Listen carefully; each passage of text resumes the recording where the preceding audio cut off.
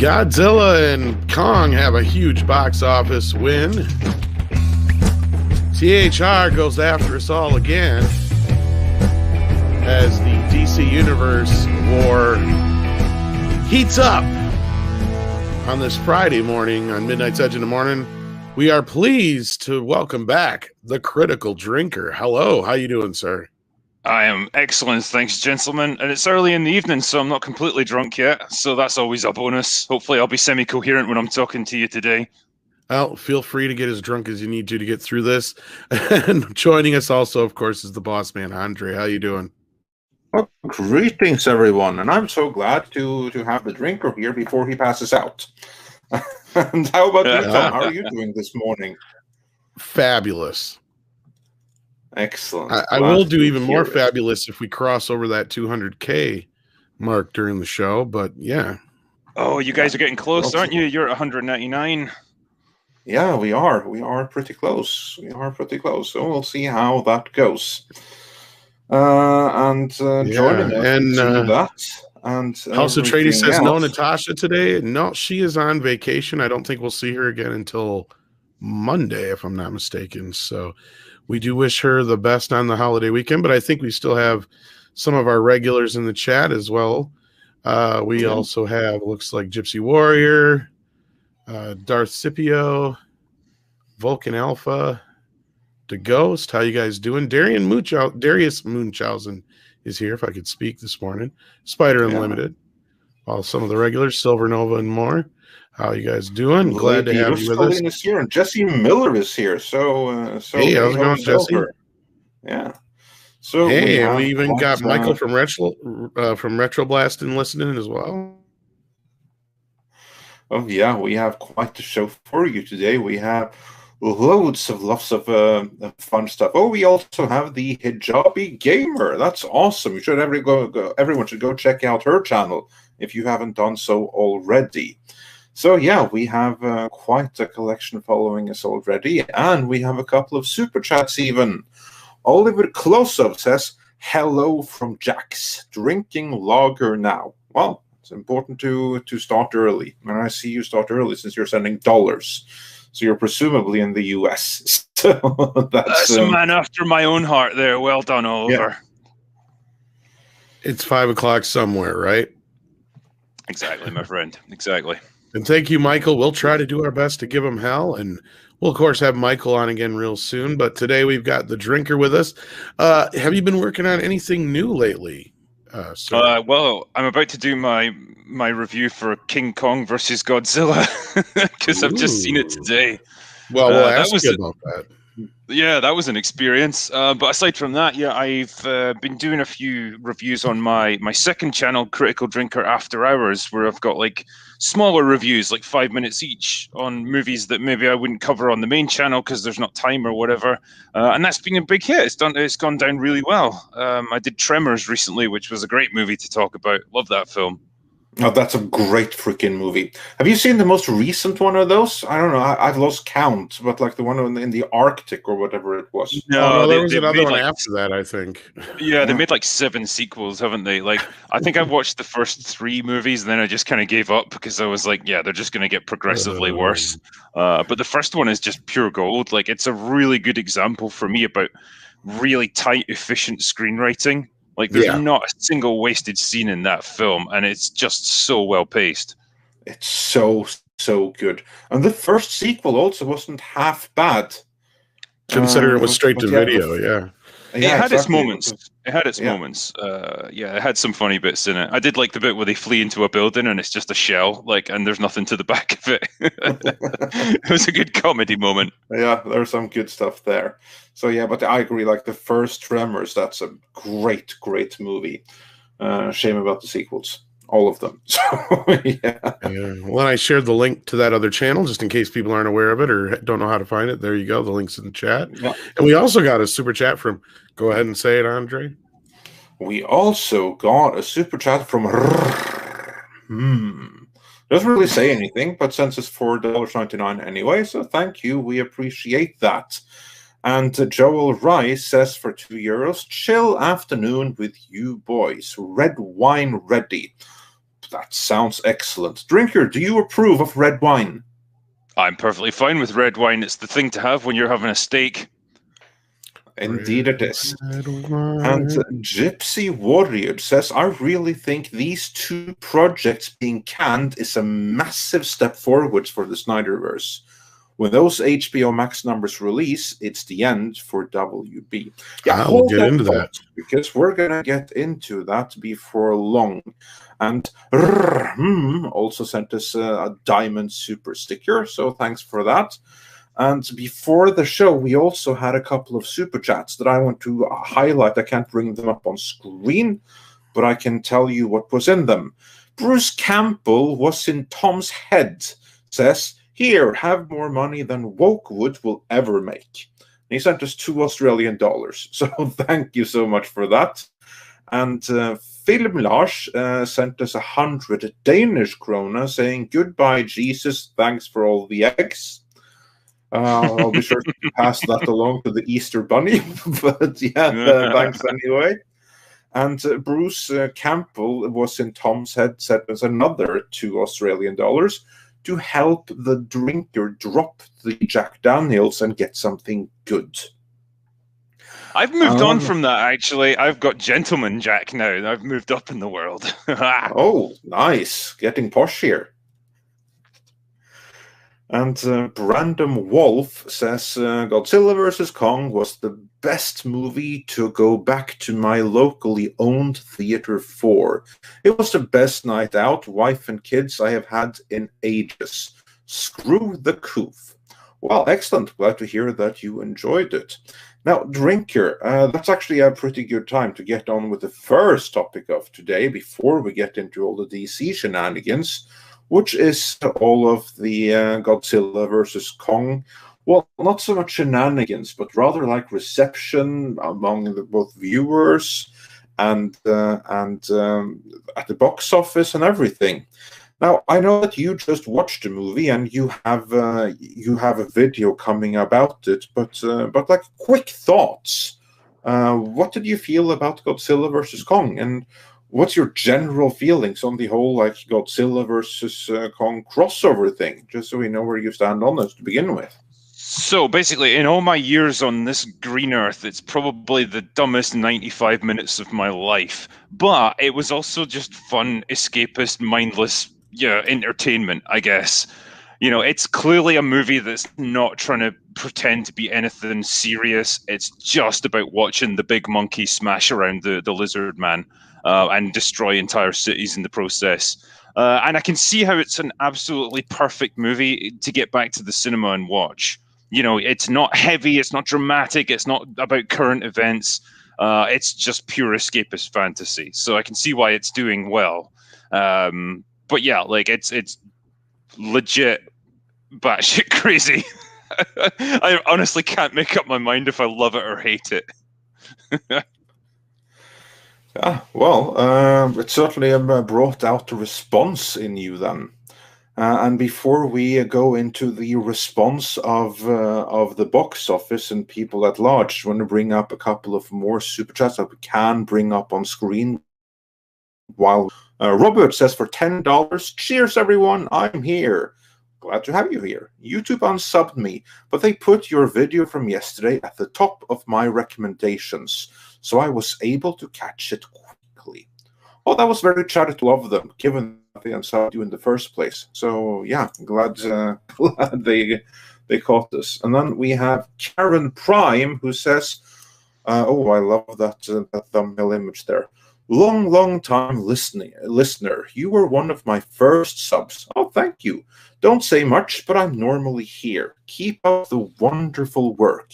Andre, what is Norwegian for the voice? As that should be your nickname. Not a bad idea. We'll hear what you guys think. The voice in Norwegian is stemmen. Andre Stemmen. Yeah, how does that sound? Yeah. It's got a certain ring to it. Like Steven, but not. I don't feel the enthusiasm is overwhelming, but we'll see.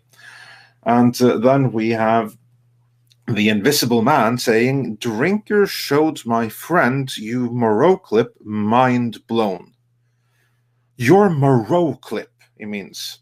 Yeah, okay. Yeah, well, I did a review on the island of Dr. Moreau back in the day. That must be it.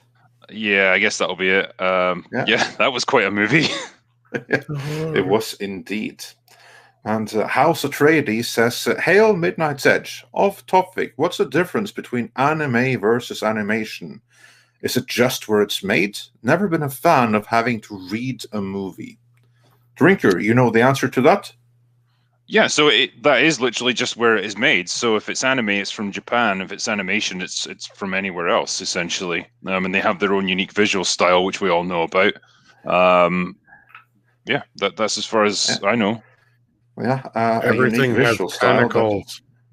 That actually comes from Disney, believe it or not. And Darius Minchhausen says, waiting for Godzilla versus Snooki. Oh, yeah, that would be quite a matchup. Snooki's going to snook him out. The next movie is going to be Godzilla in space fighting aliens. I guarantee it. Well, they already set it up with having like a King Ghidorah or whatever be like a space alien. I was going to say, Ghidorah already was. Yeah. Oh, so okay, yeah. That's true. Already set up. I'm just imagining them throwing like asteroids at each other and stuff, and like, you know, punching each other on the surface of the moon or something. Like, might as well. Why not? It's that kind of franchise. Just abandon all logic.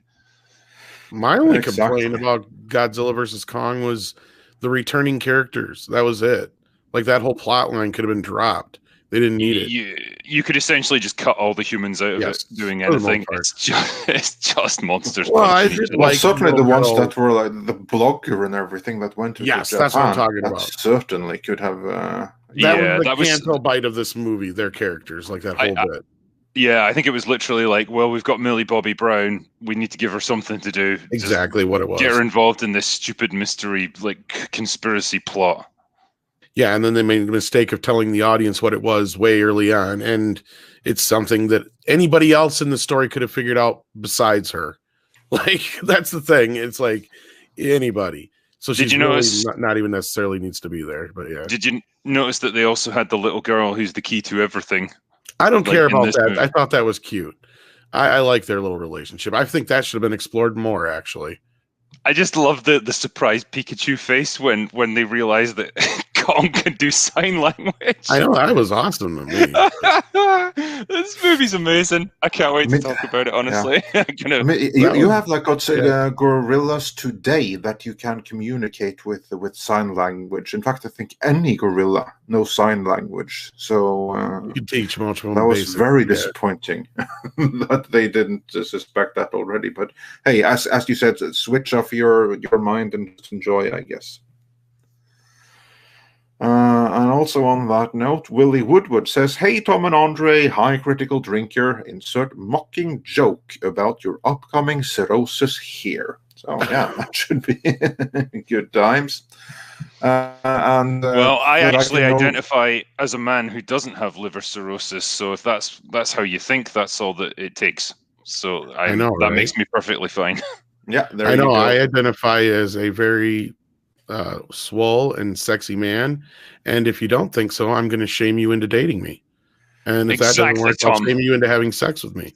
So oh, well, that's news. I thought that you identified as a turtle, but well, there's that too. I can do whatever I want. That was yesterday. Yeah, exactly. As can we all. I figure since everybody can now shame everybody into having sex with them, fuck it, I might as well take advantage of it, right? Yeah, exactly. And that I can no longer bring up on screen. Cultured Casino says, should be a lovely day. Have an excellent stream, gentlemen. Oh, thank you. And Jack Hudson sent us a little doggy super sticker. And with that, before we bring up any more, let's get on with the main topic of today, or the first one at any rate. And all other remaining super chats and everything we'll get back to in due course. So, Tom, do you have the box office at hand? No, I didn't, because he didn't tell me to. Okay, well, I have it. I know what it roughly is, but yeah.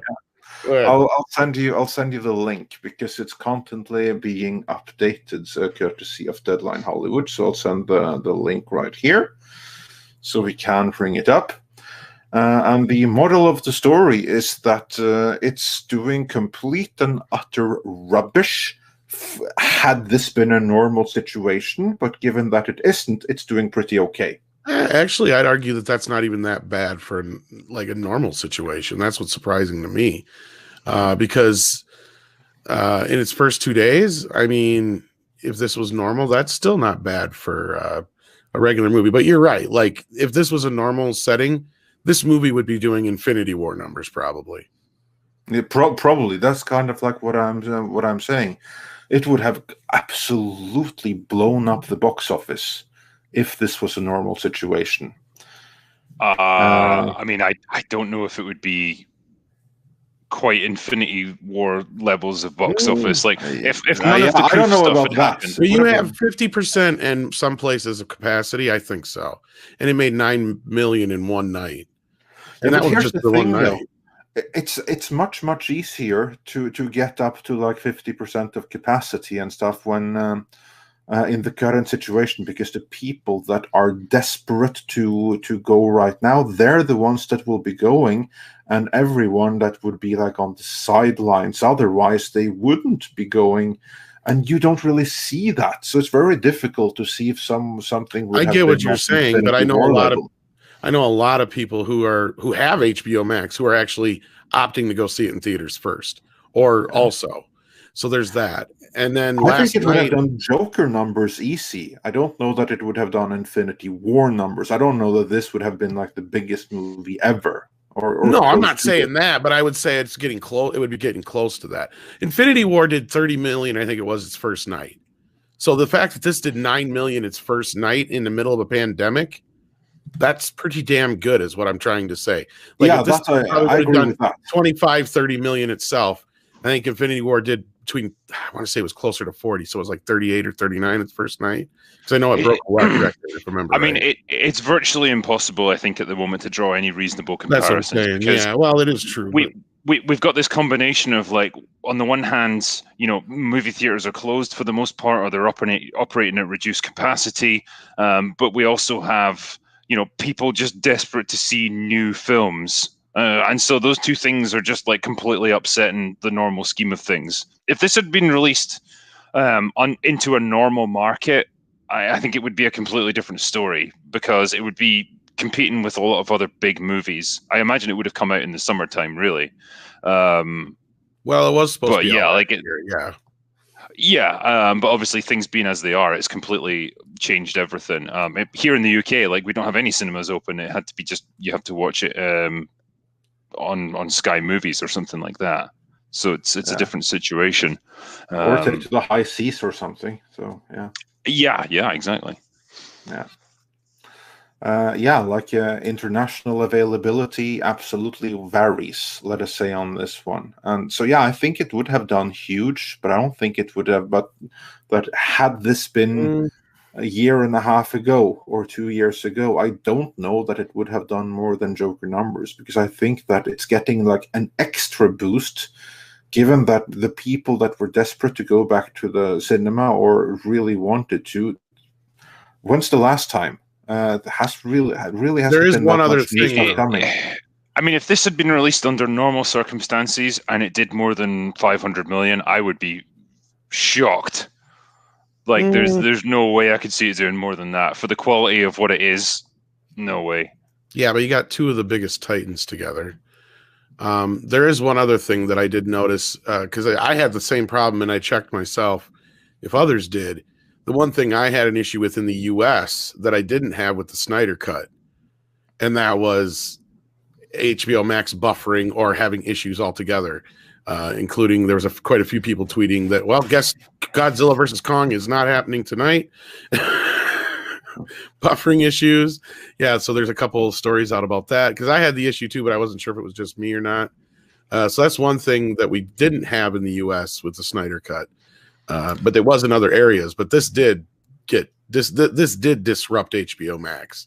There were so many people watching it, and it was so bad. Even this morning when I tried watching it again, I couldn't get it to play, and I wasn't going to watch it all digitized when I did get it to go. I'm like, fuck this noise, because I was going to watch it again this morning. Because you're right, it's not like a great movie, but it's popcorn fun that you can just turn your brain off for 2 hours and watch the monkey and lizard fight.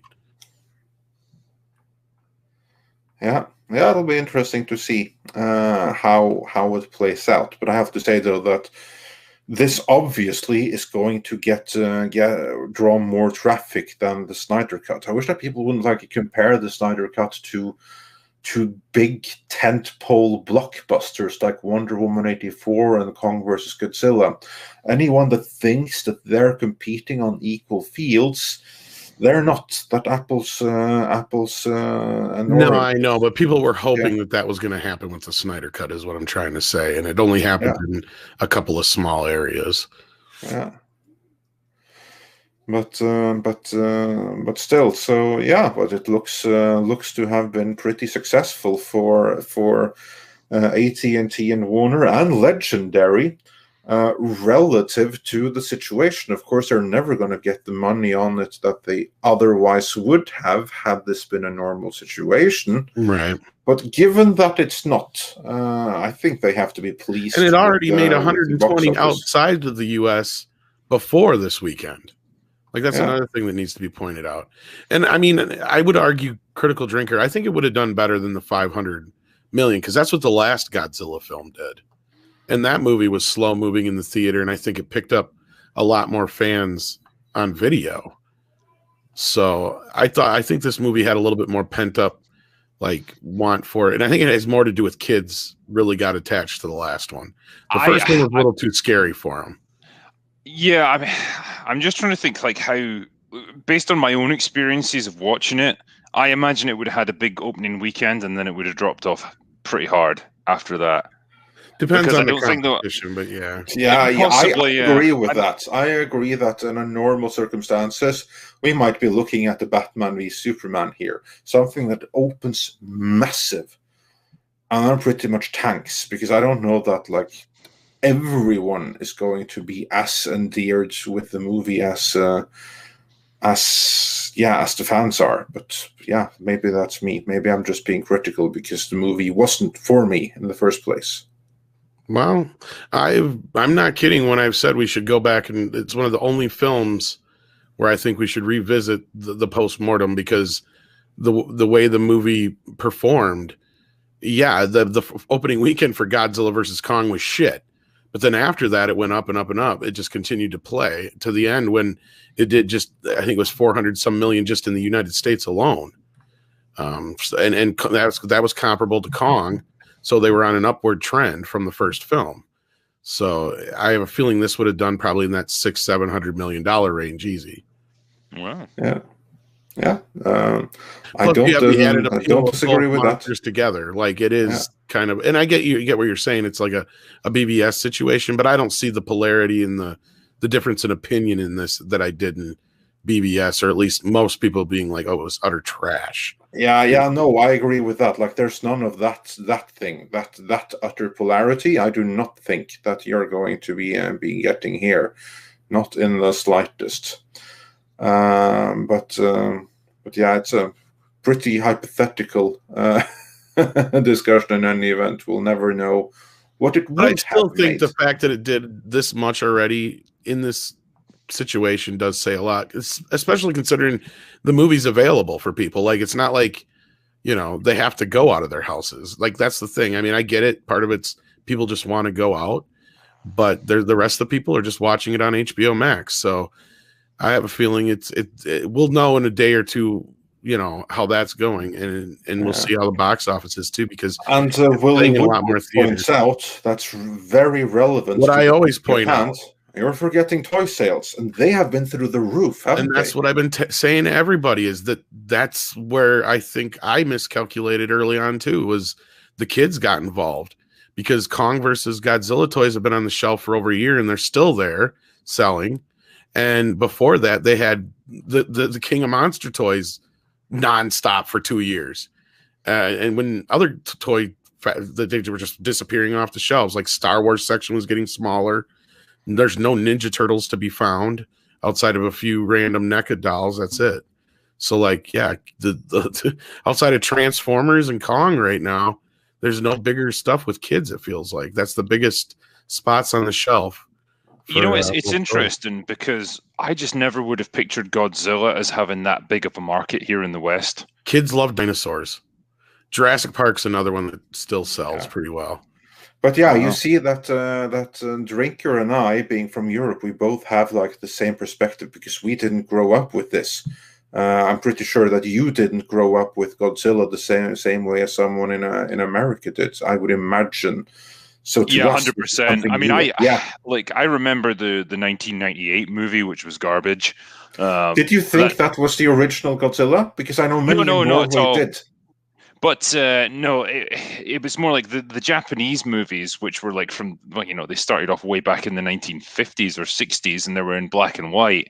They were just never shown over here, so there wasn't much awareness of them. We did know that they existed. It was just the American one from the 90s was the first big cinematic release that we got that featured Godzilla, and so that was our kind of formative experience with it, I guess. Yeah, that's the same thing here. We never had the original Japanese stuff. Some were aware of the existence of the Japanese, but I think that most people in my neck of the woods actually thought that the original was the Sony remake. And I see many from various places in Europe agree that they didn't grow up with it. So the success of this is something that probably takes us a little bit by surprise, because like we don't have it, but in the States or in the American continent at large, South America included, was a pretty big deal, evidently. Evidently it was. Yeah, and I mean, the toys are a big part of it. I mean, and that's where I said I think the appeal started between Kong and King of Monsters, where they kind of backed off on the darkness of the first film, and they allowed, you know, the kids to enjoy it a little bit more. Because this totally has a lot more of the goofiness. I think it's probably best, as much as I would criticize the plot for being nonsensical, ridiculous, you know, to at least just embrace the insanity of what you're dealing with here and just go with that, rather than this faux kind of epic drama that they tried with the first Godzilla movie. And it just made it so slow and tedious to get through. Yeah. You know, I will give the filmmakers here points for that, for absolutely embracing the insanity, as you say. Yeah. I mean, and that's the thing. I mean, even in America, Godzilla, I mean, when you had that 98 film, I mean, it did big just because Americans like big monsters. And Kong has always been king here. Every movie has done, you know, huge box office numbers. The only one being, the exception being King Kong Lives, which I think makes no sense to anybody but De Laurentiis. Just because he had to or wanted to get something out there to make money that didn't. But yeah. Did the Peter Jackson Kong movie do good numbers? Yeah, it did fairly well. Considering it was 3 hours long, it definitely did well. It didn't do nearly as good as the Lord of the Rings films, obviously, but didn't do what they had hoped, but it did very well. It did very well. Yeah. It absolutely was. That was a big thing in the UK too, because I was there when it came out. I've never seen a more passionate audience in my life, to the point where they actually started beating each other up in the cinema. That's what you were saying. And people forget how big the De Laurentiis original Kong was too, which is why he made a sequel, let's be real. Because that 76 one made so much money at the time. Like, it came out right in between Star Wars and Superman, pretty much. So, or right before Star Wars and Superman. So it was like in between Jaws and that. And so it was like right in between all those big blockbusters. It came out right at the right time. At the right time. Also, Peter Noble says Godzilla was a thing in the UK in the 70s. I mean, that was a bit before your time, wasn't it, Drinker? Yes, very much so. Yeah, so I'll have to take his word for that. Yeah, so probably it was a thing right around the time when Mr. Men was a thing, I should imagine. Yeah, and we did have a super chat earlier too about this. I wanted to address, if I can still bring it up. Yeah, see if you can bring it up. And we have more super chats. We'll get to them all. No, I can't. So we'll get to it when we get there. That's all right. Yeah, Now we'll get to it when we get there. Actually, let's do that, because I think we've said all that there is to say about Godzilla Without getting versus too Kong. deep into it, yeah. So yes, and we want to save something for the Drinkers video that I know I'm looking forward to already. Yeah. So yeah, let's do a couple of super chats, then we move on to the next topic at hand, which is Hollywood doubling down on attacking fans yet again. So that should be a real hoot. And then before then, let's go get caught up a little bit on super chats. Uber B-Man asks, who would win, Tatiana or Godzilla? To which I wonder, who the hell is Tatiana? well, Andre. Yeah, Tatiana, man, she's not that strong, but she's quick with a blade, so you got to watch yourself around her. Trust me on that one. But I wouldn't fancy your chances against Godzilla. I think he's got the size advantage. Never underestimate size. Yeah, I think that probably answers it for everyone. And Gypsy Warrior wonders, are you looking forward to the Long Halloween film? I guess that this would be an animated Batman movie, The Long Halloween. It sounds like it. I've heard good and bad about it, so. Drinker, are you looking forward to The Long Halloween? I know nothing about it, I'm afraid, Andre, so I couldn't tell you, man. Yeah, I only just connected the dots that there's like something like this in the works. Isn't that part of this? I was gonna say, isn't that part of the story they're using for the Pattinson movie? Yeah, that's part of it. But again, they used part of it in The Dark Knight as well. So it's kind of like the Wrath of Khan, you know. It's like something that they use. Yet I still don't have Kingdom Come. Yeah, exactly, and they still don't have Kingdom Come, and they still don't have Von Buck, which I want to see. Somebody please tell me if I'm having like one of those Mandela effect things. I could have sworn, like almost going on 10 years ago now, in the beginning of one of those animated DC DVDs, they had teased they were working on Kingdom Come, and they even showed like a bit of animation from it. I swear I've seen this, and it just never happened. Am I just imagining shit or what? Because I swear I've seen animation of the old guy in the church. Like, somebody please tell me if I'm just going crazy about this, and it just, or if it was a dream or what. But I've been waiting for years for this Kingdom Come animated film that never happened. I'm like, where'd it go? That's like one of my favorite DC stories. Like, please tell me I'm not crazy.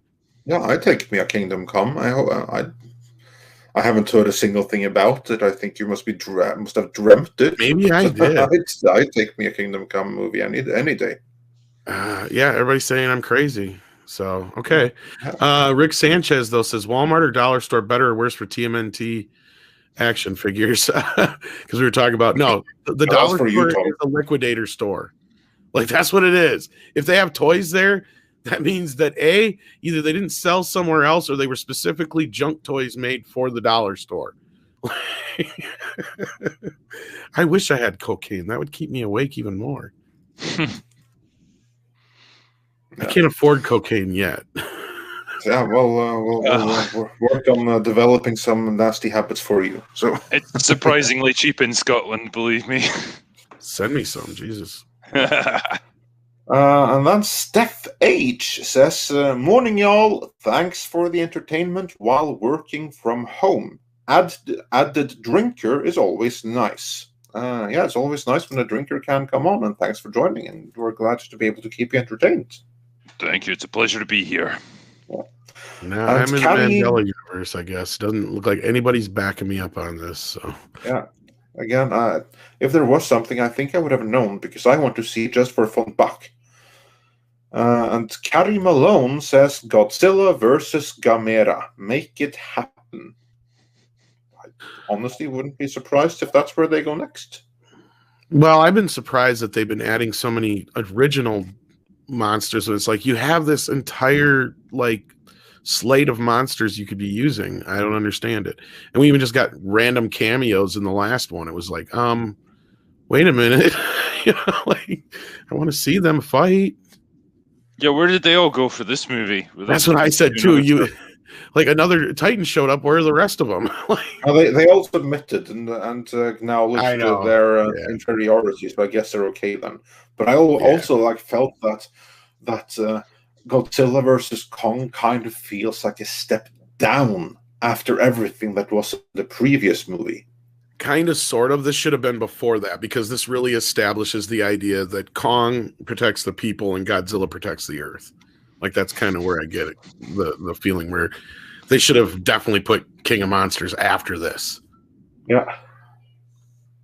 Yeah, it was a wrong order. Completely wrong order. Because then, what happened in this should have been whatever set off, Ghidorah and brought him to Earth. Yeah, I don't think you were going to top that movie in terms of spectacle. You've pretty much got monsters laying waste to everything in their path. And I guess this is the problem with all of these movies. Ultimately, you can't do anything more than just show them punching each other over and over and destroying a lot of stuff in the process. Yeah. It's just a question of how big the monsters are that are doing the punching. Yeah. Exactly. So, yeah. It's at some point, like it becomes repetitive at some point there. You run that risk. And then the Ninja. Oh, sorry, go ahead. Yeah. I was just going to say there was no end credit scene. I mean, I thought they extended their deal with Toho, but I was very surprised there was no end credit scene. Well, maybe they don't know what they're doing next. But I could be wrong, but I thought I read that they did. Yeah, I definitely remember that they did too. Because that's why they haven't been making Shin Godzilla 2, is they were more than happy with the money they were getting from this. Yeah.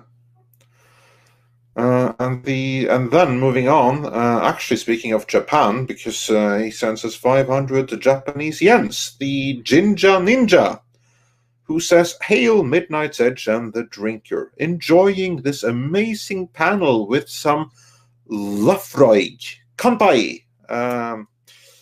I do not speak Japanese, but I hope you enjoy your Lafroig, and kanpai to you as well." Lafroig is a damn fine whiskey to listen to a live stream with.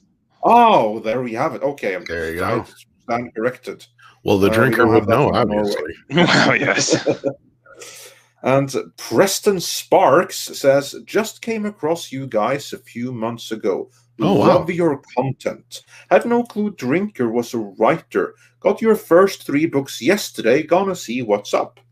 Wow. Nice one. Well, I hope you enjoy them, and thank you very much for supporting me. You just released one not too long ago, too. The last one came out a few months back. That was Something to Die For. So that was the final Ryan Drake book for now. For now. So there could be a 4th one. We'll see what happens in future. That's a nice way to leave the door open. Always a big fan of that. And Michael Miller says, "We need Godzilla versus Kong versus Jaeger, from the Pacific Rim." I felt we got that already, didn't we? I mean, from my point of view, Mechagodzilla was to Jaeger. Yeah, Mechagodzilla might as well just be a Jaeger. Boys. Well, spoiler alert. This isn't the kind of movie that's heavy on plot that we can spoil, really. Yeah, I was talking to somebody about it, and I'm like, there isn't much to spoil, but let me put it this way. There's something that's setting off Godzilla. And, Yeah, it's like, that was Monkey... completely ridiculous. I mean, if he reacts to that, why the hell doesn't he react to, like, the Large Hadron Collider or anything big and mechanical? Yeah. Basically, Monkey punches Lizard, and then they both start punching Metal Lizard. He was upset by that because of what they were using to run it. So he was sensing what he was sensing in the last film, Andre. That was also dumb. Yeah, the way they said it, again, they wasted a lot of opportunity, or what I call important real estate, on the Millie Bobby Brown bits, when they could have been using that in other ways. Like, you did not need their characters in this film. Can I just say as well, by the way, the whole plot around, like, building the Mechagodzilla is portrayed as, like, some evil scheme. But when I was watching it, I was thinking, yeah, I 100% agree with your motivations on this one. We're told that we should just, like, trust Godzilla to protect the world. It's a giant lizard that destroys entire cities and is completely outside of our control. I'm pretty sure it'd be better to just kill it and all the other Titans, and then just have this robot thing that you can shut down at any time. I mean, obviously, it doesn't play out like that in the film, but that was the theory behind it. No, I know. Yeah, and I said the way you do that, it's funny you bring that up, Drinkers, they could have, by using the Orca from the last film. Like, and that would have been actually made more sense to have Millie Bobby Brown and her dad show up, because then they could have figured out that Apex was using the Orca to piss off Godzilla to make him run amok. So then they had a reason to bring out Mechagods. Like, it's like the plot's there. It's like right in front of you guys. Why don't you just do it? You know what I mean? It's like, that's what bothered me about the last one. And when the same problems carry over here, there's just less of them, and they're all delegated to pretty much that group, as opposed to the King Kong side of things, where I was like, let's see more of that. That's interesting. I don't care how batshit goofy crazy it is. I want to see more of the Hollow Earth. I want to see more of the relationship between the kid and him. In fact, I said we're missing a movie telling us the story that has happened in the last 50 years. Because you dropped in with what's happened, you know, with very little explanation as to what's been going on with Kong in the last 50 years. Yeah. Yeah, I agreed completely on all points. And really, yeah, you didn't need any real explanation as to, okay, Godzilla's going apeshit, batshit crazy. Okay, very simple. Then all you had to do was have Skarsgård character happen to figure out through the daughter character what they're doing, and that's all you need. You didn't need that other plot. I just love as well the line that will never, I'll never get over it, is Godzilla's hurting people and we need to figure out why. Yeah, that's what I'm saying. Like, really, what has Godzilla done throughout his entire existence if not hurt people? He's the size of a fucking skyscraper. That's what he does. No, and you're right, because the government probably would make something like that as a backup, and that's what would make sense, is that it would get away from us. But it makes complete sense to make that backup. It's just like that guy in the original Ghostbusters movie. I forget the character's name. Oh, Walter the guy Peck, who basically, exactly, Walter Peck. He was right all along. You probably shouldn't make a freaking nuclear reactor in your basement without some kind of supervision. I think the fact that you can tell they cobbled this shit together in the first place, he's right. Yes, because when they first switch it on, and the way they react, they're like, oh shit, this is going to blow up. Like, even them backing up is going to do anything, but it's just the fact that they cobbled this shit together, and it's probably not any kind of regulations whatsoever for it. No. So yeah, of course Walter Peck was right.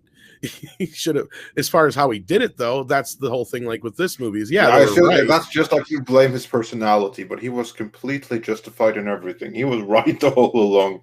I mean, he was wrong for shutting down the containment unit, but again, he was wrong in that, but that was just but the idea of it made. And that's what I'm saying. Same thing here. They were right in wanting to build that, but then it got away from them because of the way they built it. So anyone out there with a little engineer budding inside of them, if you ever feel like building a nuclear reactor inside of your basement, just don't. I miss the 50s when you could get away with doing shit like that. You mean when they had decay decay material in toy sets? Exactly. Exactly what I was thinking.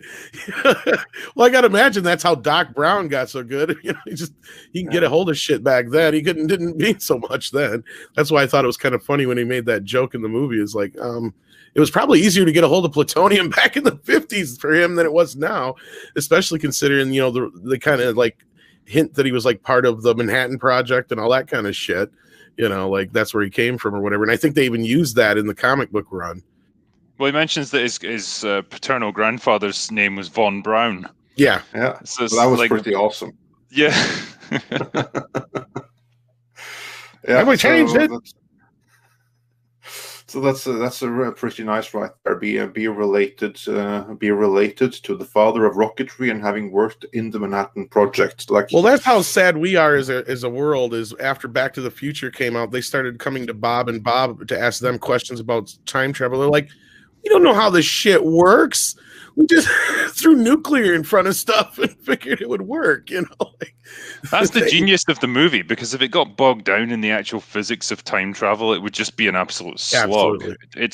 All it is just a mechanism to get the rest of the plot happening, and it's perfectly dealt with. Well, and you have to actually sit there and make the argument that obviously Marty could never get back to the time he left from, and that's kind of played out in the movies. Every time he comes back, it's a different time, actually. So, except for when he comes back from, and then even when he comes back from the future, they change time without changing time because of Biff. But yeah. I love how you have The Mall, the name of the mall, like the the two Twin Pines Pines Mall, Lone yeah. Pine. Lone Yeah, Pine. that's Oh like yeah, the one of first movie. I coolest love all things. the little details, and I've argued that Back to the Future is one of the greatest, if not the greatest, written films of all time. It is tight. There is nothing in that movie that is excess. Not one single bit is not meant to be there. Like the How only many bit of movies? fun How is many the rock and movies? roll, but it's still important. Yeah, I mean, how many movies from today do you think people will be saying that about, like 30 years from now? Not many. And Tremors is another great one because the writers on that, I forget their name, they've wrote other movies too, like Short Circuit and War Games and shit like But that. you have to go back Or 20, maybe they 30 didn't write years to get these War Games, good, well-written screenplays. Yeah, but it had the same director as Short Circuit. I can't remember if they wrote it, but that's the same thing is, and they're just simple stories. We don't have that anymore. They overcomplicate things. Even this film that we're talking about, Godzilla versus Kong, that's the problem with it. They're overcomplicating the shit. Same thing with the last one. It's like, you didn't have to go this complicated. You really didn't. It's pretty simple. You just want the monsters to fight. It was the same thing with Batman v Superman. You didn't need all that excess bullshit to get them to fight. You got more than enough reason in the first 20 minutes of the movie when you show, Bruce Wayne's side of things. It's like, oh yeah, I could see why Bruce Wayne would be pissed at this guy or alien or whatever, like that makes sense. You didn't need all the extra push, Yep. Yeah. And But anyway, back to Super Chats. Yes, I want to get through a couple more Super Chats before we get into Hollywood attacking us all. Here's one I can get on screen right away. Al Manuel 0311 says, "Hail chat, hail Natasha, aka the Sledgehammer, hail John 42, hail Bossman Andre, hail Tom, and last but not least, hail Drinker. Take this cash." Oh, thank you so much. We'll buy the drink. And also that came in just now. Justin Fountain says, "Hello, gents. Been to my Walmart, and only major toys are Godzilla, Kong, and Jurassic World. Slim pickings for Star Wars and Marvel/DC." Yeah, that's what I've been saying, guys. I mean, I know they're all different, but they all are similar in the amount of space that they give these toys. And that's very synonymous with how they're selling. He-Man has a pretty good sized area at Walmart, but that's also exclusive to them. So that's why they push that a little bit more. But yeah, I mean, outside of Transformers, Jurassic Park, Godzilla, the rest of the stuff, the stuff that you would consider the big stuff, they have no room for anymore. Star Wars is down to a minimum, like a bare minimum in most places I've been to. So that's sad. Like Ninja Turtles is non-existent. G.I. Joe is making a comeback though. Hey, I've always got time for G.I. Joe. That should make Jeremy at Geeks and Gamers and our Rob happy as well. Oh, I loved that show when I was a kid. I even loved the movie. I thought that was really good. G.I. Joe. I always liked the theme song. I like that one. Well, the weird thing about it, they didn't actually call it G.I. Joe over in the UK. They called it Action Force. Yeah. Because apparently GI was too Americanized. Yeah. It's like, have you seen the fucking show? Like, the Stars and Stripes is in every scene. It's like, we're fine with it. Well, it was one of the most, and this is what Rob loves to bring up, is it's one of the most diverse American teams you'll ever see back then, too. Like, every member is usually from some, have some kind of background that isn't necessarily American or some specialty. And not only that, there's lots of females as well. So it's like, again, we bring it up as these points, like, where was this problem? There was never this problem of diversity before. It was just not like brought up front and center all the time. And I always point to Revenge of the Nerds. It's like, they don't understand nerds, do they? Nerds have always been diverse.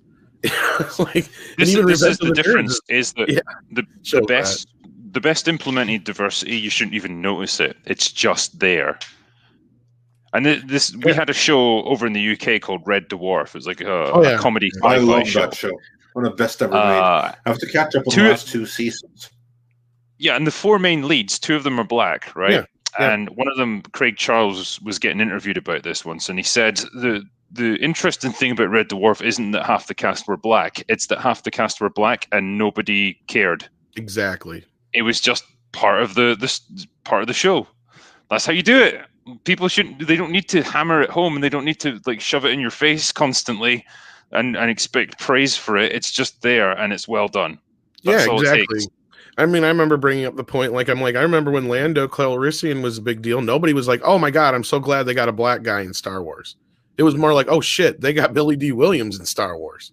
Yeah. You know, it was the caliber of the actor, not the fact that he was the color of his skin. You know, I mean, that's the thing that sucks. And like I bring it up a million times. Eddie Murphy was the biggest actor in the 80s. There was nobody bigger. He had more bigger hits than anybody. The only person you could say comes close would be Harrison Ford. And that's just because those last two Star Wars sequels happen to be in the 80s.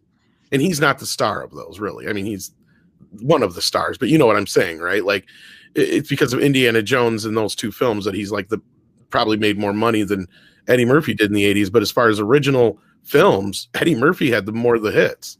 So there you go. I mean, Beverly Hills Cop blew everything out of the water, and it came out in a year full of big, huge hits. It was still the biggest film of the year. So there you go. In the same year that Ghostbusters, Gremlins, just to name a few, came out. So there you go. And Beverly Hills Cop was still the #1 film of the year. Exactly. And I want to do a couple of more super chats, some older ones, and then we're in transition to the main topic of today, like the real main topic. The Humor Hole says, CB4, you got King Kong balls. You got balls so big. Hey, I love CB4. Thanks for the call out, man. And ActionCom says for $20, thank you so much. Other extended cuts that could be made from older films. Anyone interested? Star Wars, The Rise of Skywalker. The Terminator, Salvation. Alien 3, Batman Forever, The Other American Story, The Thin Red Line, Suicide Squad, Dune. Actually, like 3 of those have extended cuts already. Yeah, Alien 3's got a completely different cut, hasn't it? And it's a much better movie. It is. It's not that much better, but it's better than what we got, for sure. Yeah, that it is. I remember, like, when I first saw the work print, I thought it was like a night and day difference from the tragedy that was released in theaters. Well, that's me. Yeah, you kind of see more of what Fincher wanted to go for sure. Yeah. And Bruce Campbell says to Stephen Otten, challenge accepted. I have no idea which challenge it was, but yeah, that will be fun to see. Oh, okay, we have it right here. Stephen Otten says, Godzilla versus King Kong versus Bruce Campbell in Congo in space. That's the challenge that Bruce Campbell accepted. Well, Bruce Campbell don't last long then, because make it happen. He was only in Congo for like 2 minutes, so there you go. The monkeys got him. Did you? By the way, did you see the real Bruce Campbell's April's Fool prank yesterday? That was hilarious. It was, and that makes me like wish. Why did that? Did you see that, Drinker? Did he release a script or something? Well, it was a page of the script supposedly, but it was obviously April Fool joke. Yeah, I didn't read it, unfortunately. It said Doctor Strange appears or whatever, and there's I can't remember if it's a homeless guy or just a guy standing in the side of the road or whatever, and he's like, "I'm looking for this book. Have you seen it?" And he's like, "I don't know. Does it have a face on it?" Right. That would be great if it happened. I'd love that. Yeah, that's like the thing that with an April joke like that, and you know it's like a prank, but whatever is in the movie is going to be disappointing compared to it. Exactly. Yeah. I don't care if that's all they had him in there for. That would be amazeballs, like, because everybody like, that's Ash. Exactly. Mr. Tickle Trunk sent us a little cute doggy super sticker, and Lord Trinan says for $20. Thank you so much. And this will be the transition to the next main topic. And he says, Hail, I love your videos. Your recent ones covering the Forbes Disney situation have been very uplifting and helped cure some bad days. Love the Drinkers videos too. Found some movie gems because of him. There you go. Nice. So yeah, kudos to you. And with that, because yeah, one of the things that we do here is that we pick up hot articles that are in the industry trades or in Forbes, more relevant. Yeah? Super chats that had to do with Godzilla versus Kong, though, because there was the one I was going to address. But okay, well, that's fine. Let's do that first then. Let's see if I can dig them up here. I just don't want to go too much out of order because then I completely lose track of everything. That was from a while ago, but yeah. But well, it may have been a while ago, but it's still. Yeah, let's see then. If it's easier for you to move on, we can come back to it, I'm sure. Well, let's just see what we have here then. House Atreides said the dumbest part of Godzilla vs. Kong was the fight card. It was saying that Kong and Godzilla are that last two fighting in a title match. Overall, it was entertaining. Yeah, that's not the one I was talking about, but yeah, that was where I was wondering, like, where are the rest of the monsters? But like you said, they already bowed to Godzilla, so yeah. And Bill West, they all died of shame. Is that what you said? Yeah. There was a white guilt. Yeah. And Toho only allowed Legendary to use certain kaiju. That's why we see so many new ones. Yeah, but they're not even fighting though. That was my thing. Was like they have cameos of them in the last one. We just didn't even get. They're there and that's it. We just see them. It's like, oh, that was a nice cameo, you know. But yeah, no. And I remember getting into like that discussion with Mr. H. I'm like, no, I wish they would use more of the originals. He's like, well, I like some of the new ones. I'm like, yeah, they're all right, but you have all these other ones there. It just bothers me. It's like when you buy a video game and you like a wrestling game or something like that, and you expect it to be all the main wrestlers you like, and it's not. It's like one of the main wrestlers, and it's a bunch of guys you hate. You know, it's just like, what the fuck is this? You know, it's like I want all the guys that I know. And then Revcor said, wasn't interested in God versus Kong. They have to super buff Kong to even make it possible. Real Kong would never have a chance. Yeah, you know what? I agree with it. I thought that was pretty chicken shit that they basically had him grow to like stop a second, though. Here's the thing that people are misunderstanding, and I've enjoyed this battle going back and forth with people. But that's the one you wanted. They're fundamentally misunderstanding that this is not the same Kong that gets taken off of Skull Island and climbs the Empire State Building. This is the Toho Kong. This is a completely different Kong. That Kong has always been bigger, smarter, you know, more human friendly. That's the Kong this is. And that's where I think people are misunderstanding this whole thing. Like the Kong that was introduced in Godzilla versus Kong and all that kind of stuff back in the day. It's the Toho. I've been calling it the Toho Kong. So there you go. And that's where I think people are fundamentally misunderstanding this whole battle. Yeah. But yeah, because totally, if it was the 50-foot Kong from the original film, yeah, all Godzilla would have to do is squash him.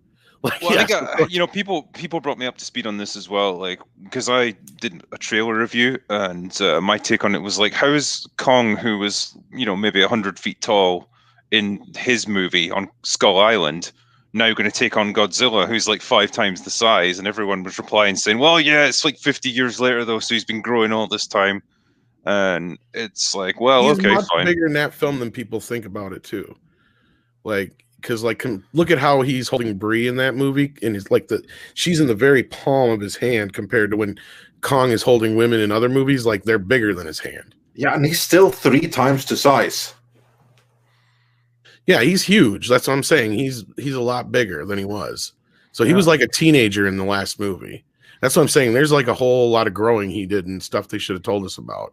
And they've actually taught. And I don't know why they didn't get into it, but that's kind of like the whole thing is like Skull Island is like a passage into the Hollow Earth deal, which like that's the whole thing is that power source or whatever is almost like what makes him more powerful too. Like that was the whole thing that they don't really do a good job explaining. He's got his magical axe thing that exactly like absorb atomic breath. So dumb, but he has no idea about the Hollow Earth. What was that, Andre? But this Kong had no idea about any Hollow Earth. No, I know he never got a chance to. That he would fall in and then he would just know the way, which I thought was a really stupid, shitty plan. But well, honestly, I would love to take a physicist, right, and make him watch that whole sequence where with the gravity inside the Hollow Earth and just watch his head explode. That was cool, though. That was really cool, though. Yeah, that's where it wasn't science, but it was cool. Stuff. Yeah, it's like I had no problem with that because the Godzilla movies have always been full of crazy sci-fi nonsense. But like I agree with you, like the whole thing with like having him lead the way, that was stupid. It should have been more like, no, we found a new possible home for Kong is what it should have been. They even set it up. I mean, he's not happy where he's at, obviously, right? So, duh. It's like, oh, we got this possibility. There's a new home for him, and that's why they're moving him. Drinker, when you were growing up, did you by any chance have the BBC? Yes. Did you watch Spartacus and the Sun Beneath the Sea on it? I don't think I had that. No. Okay. Spartacus No, because that's the English title of one of the most brilliant French animes. Because I think you can say anime about like the French animated series too. But anyway, like the French animation then, and they have like this heavy metal fantasy stuff, and they really truly excel at it. And one of the best things they ever made was the original French title was Le Monde Englouti, which means something along the lines of the sunken worlds. And the English translation was Spartacus and the Sun Beneath the Sea.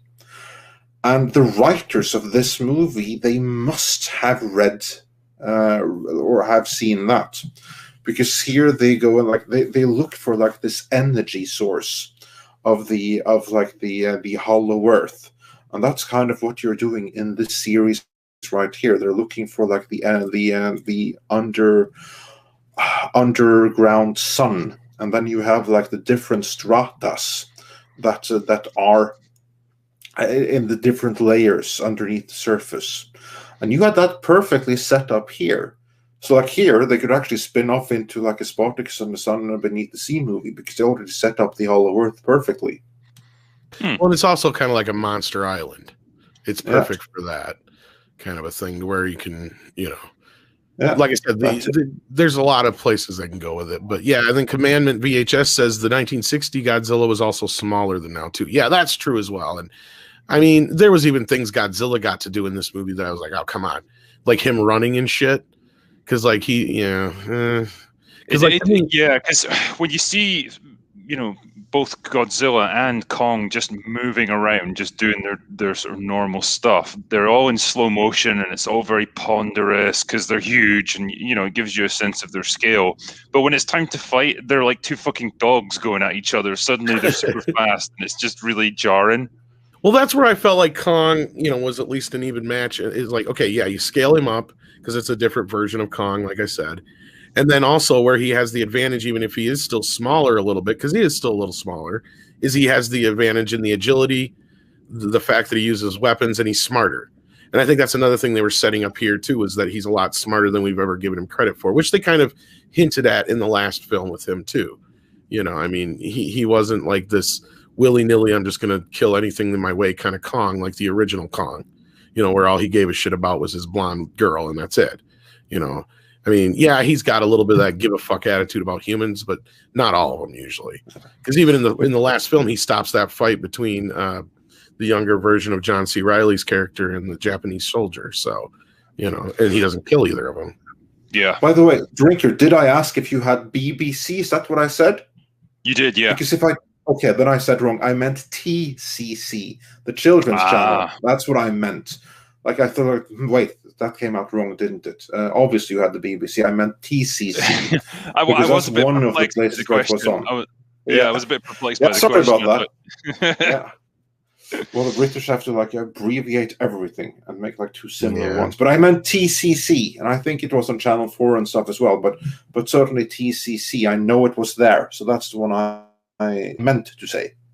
Okay. Yeah. No, I don't think we had that here. Brian Barth wants to know what we thought of the 2005 King Kong. I thought it was pretty good. I had no issues with it. It was inoffensive. Yeah. Like, apart from the special effects with the dinosaurs and them running away from it, that actually was some of the worst CGI wasn't up to snuff yet. Yeah. I remember like thinking that when I saw it in theater, which I saw in Bath Spa back in 2005, with people beating each other up in the cinema over the movie, I was literally like thinking like,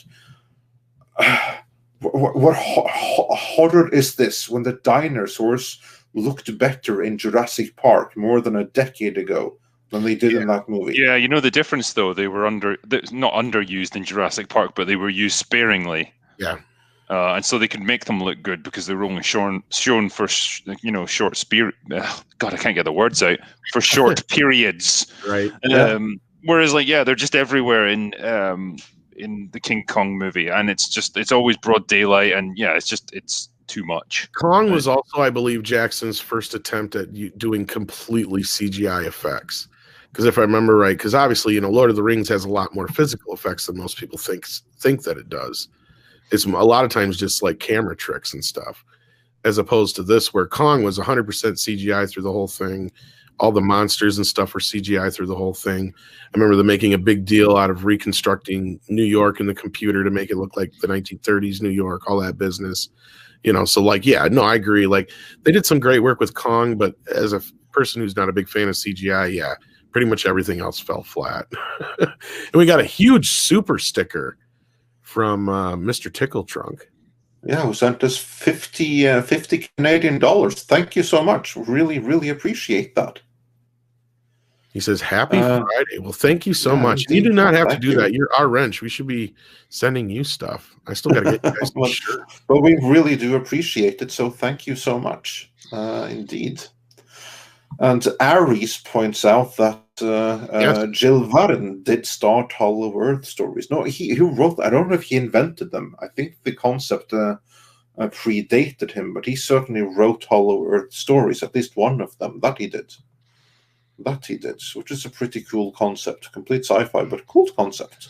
Yeah, and then back to the Kong thing before we move on. I do remember the 2005 Kong. I know they were pushing to get that thing done, because that was one of those movies where I remember the CGI was not even done yet in the trailer compared to the film. I don't know if you guys remember that, but there was like that big shot of Kong growling at the T-Rex, like it was not completed in the trailer, if I remember right. Oh, okay. Like they were pushing to get it done. I think somebody even said that they outsourced some of the CGI. That would make sense too. If Weta didn't do all that, then that's probably why it looked like crap. I'm trying to find it, but I can't find it here now. Yeah, and I went to that. I thought it was a bloated mess, but hey, that's me.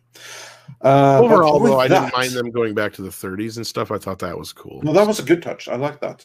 Set it in the same year the original was set. Well, that was good. It gets. I mean, at least it gets around some of the ridiculousness of like the island being, unknown up until now. It's like, okay, I can get 100 years ago, people haven't explored as thoroughly, and makes a little bit more sense. At least in the 70s when they're just like, they knew it was kind of there, but they just didn't give a shit until they realized there could be oil, kind of thing.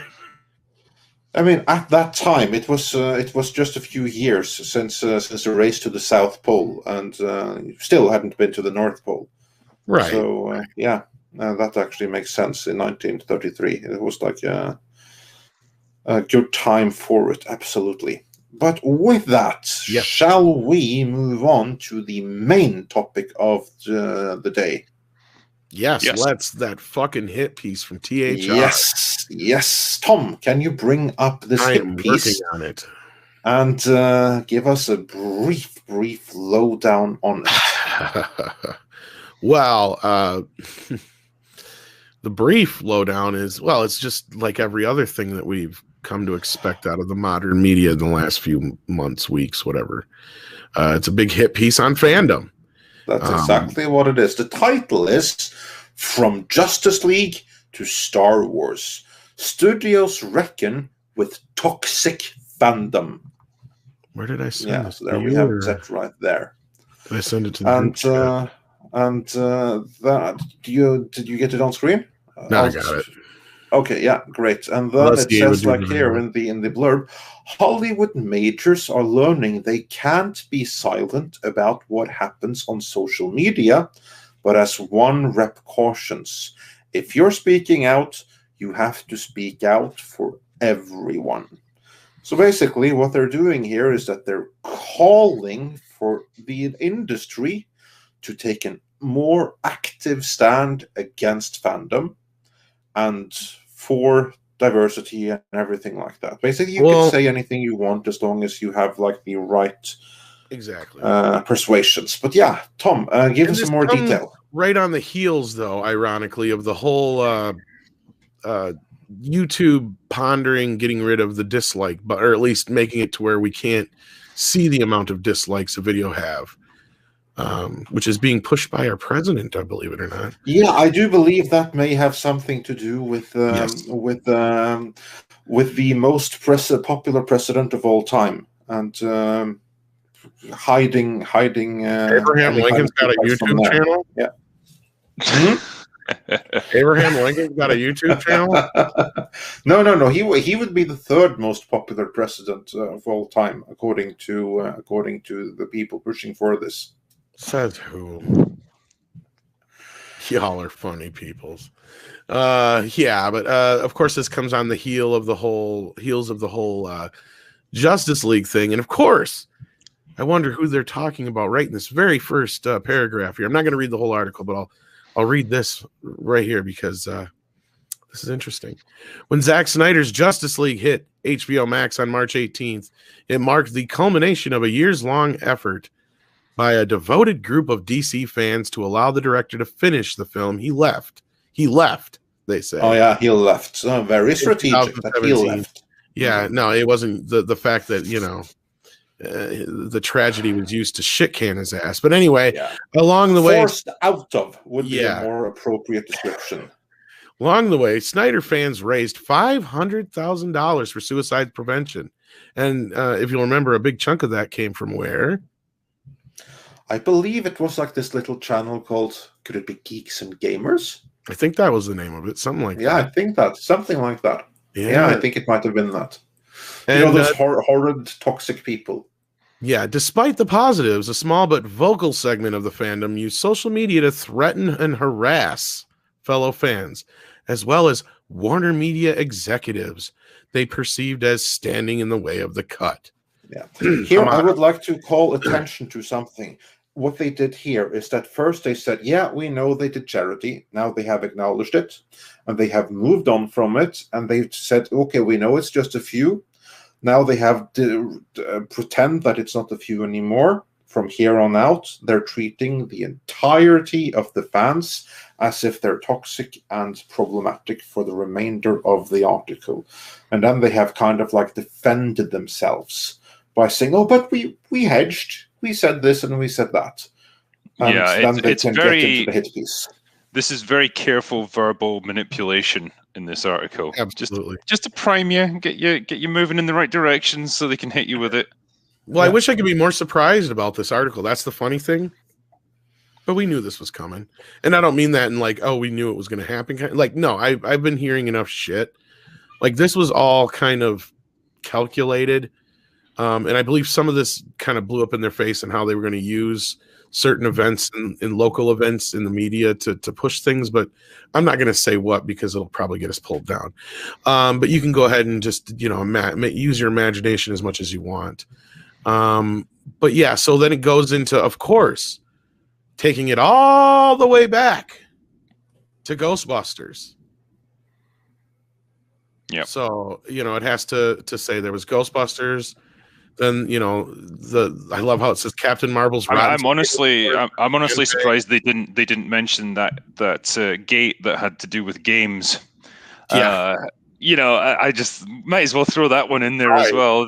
It's just in their minds. It's like, we'll just throw all these negative things together and just hope that they somehow congeal in people's minds. Oh, but it gets better because this is the sentence that really made me want to throw shit last night.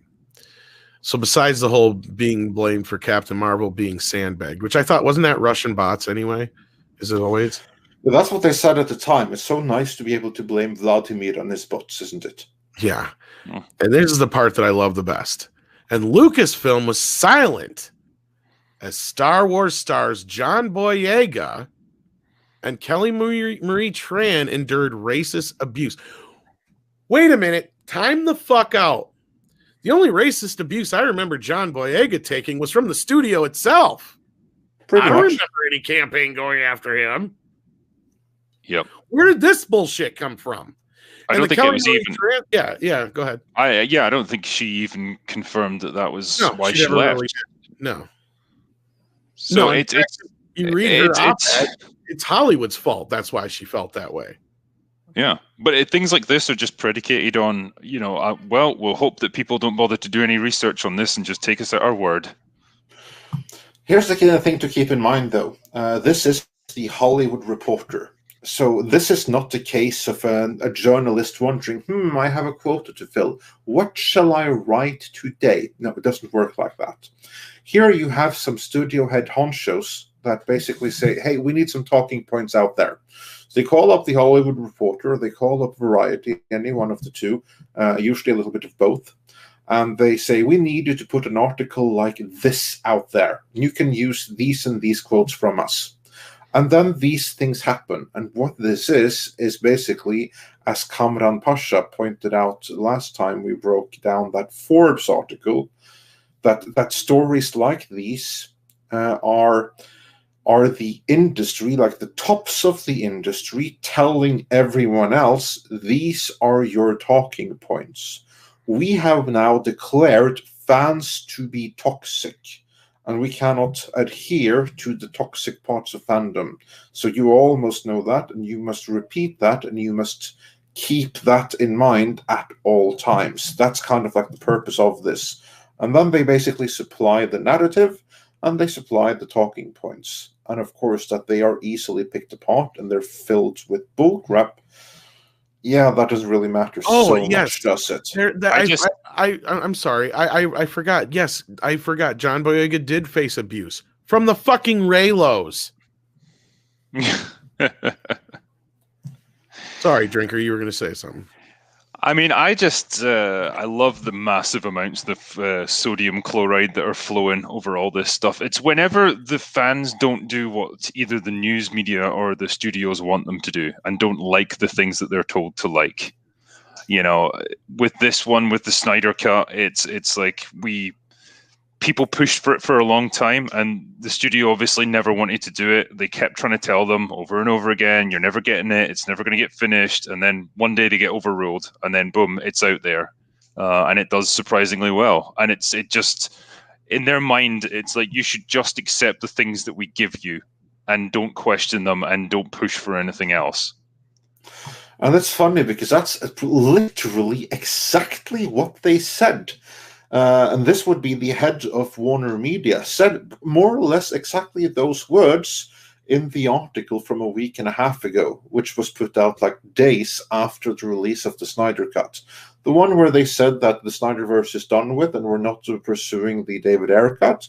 There she literally said, like, oh, we want people to say what they want and be vocal and supportive, just so long as they're supportive of what we already want to do and have decided on doing anyway. Don't support Snyder Cut, support us. That was kind of like the message. Yeah, imagine if they were overruled again and they were forced to release the Ayer Cut and it turned out to be a huge success. Like, how shit would they look as a studio and as a creative entity that basically every time they interfere, they fuck things up?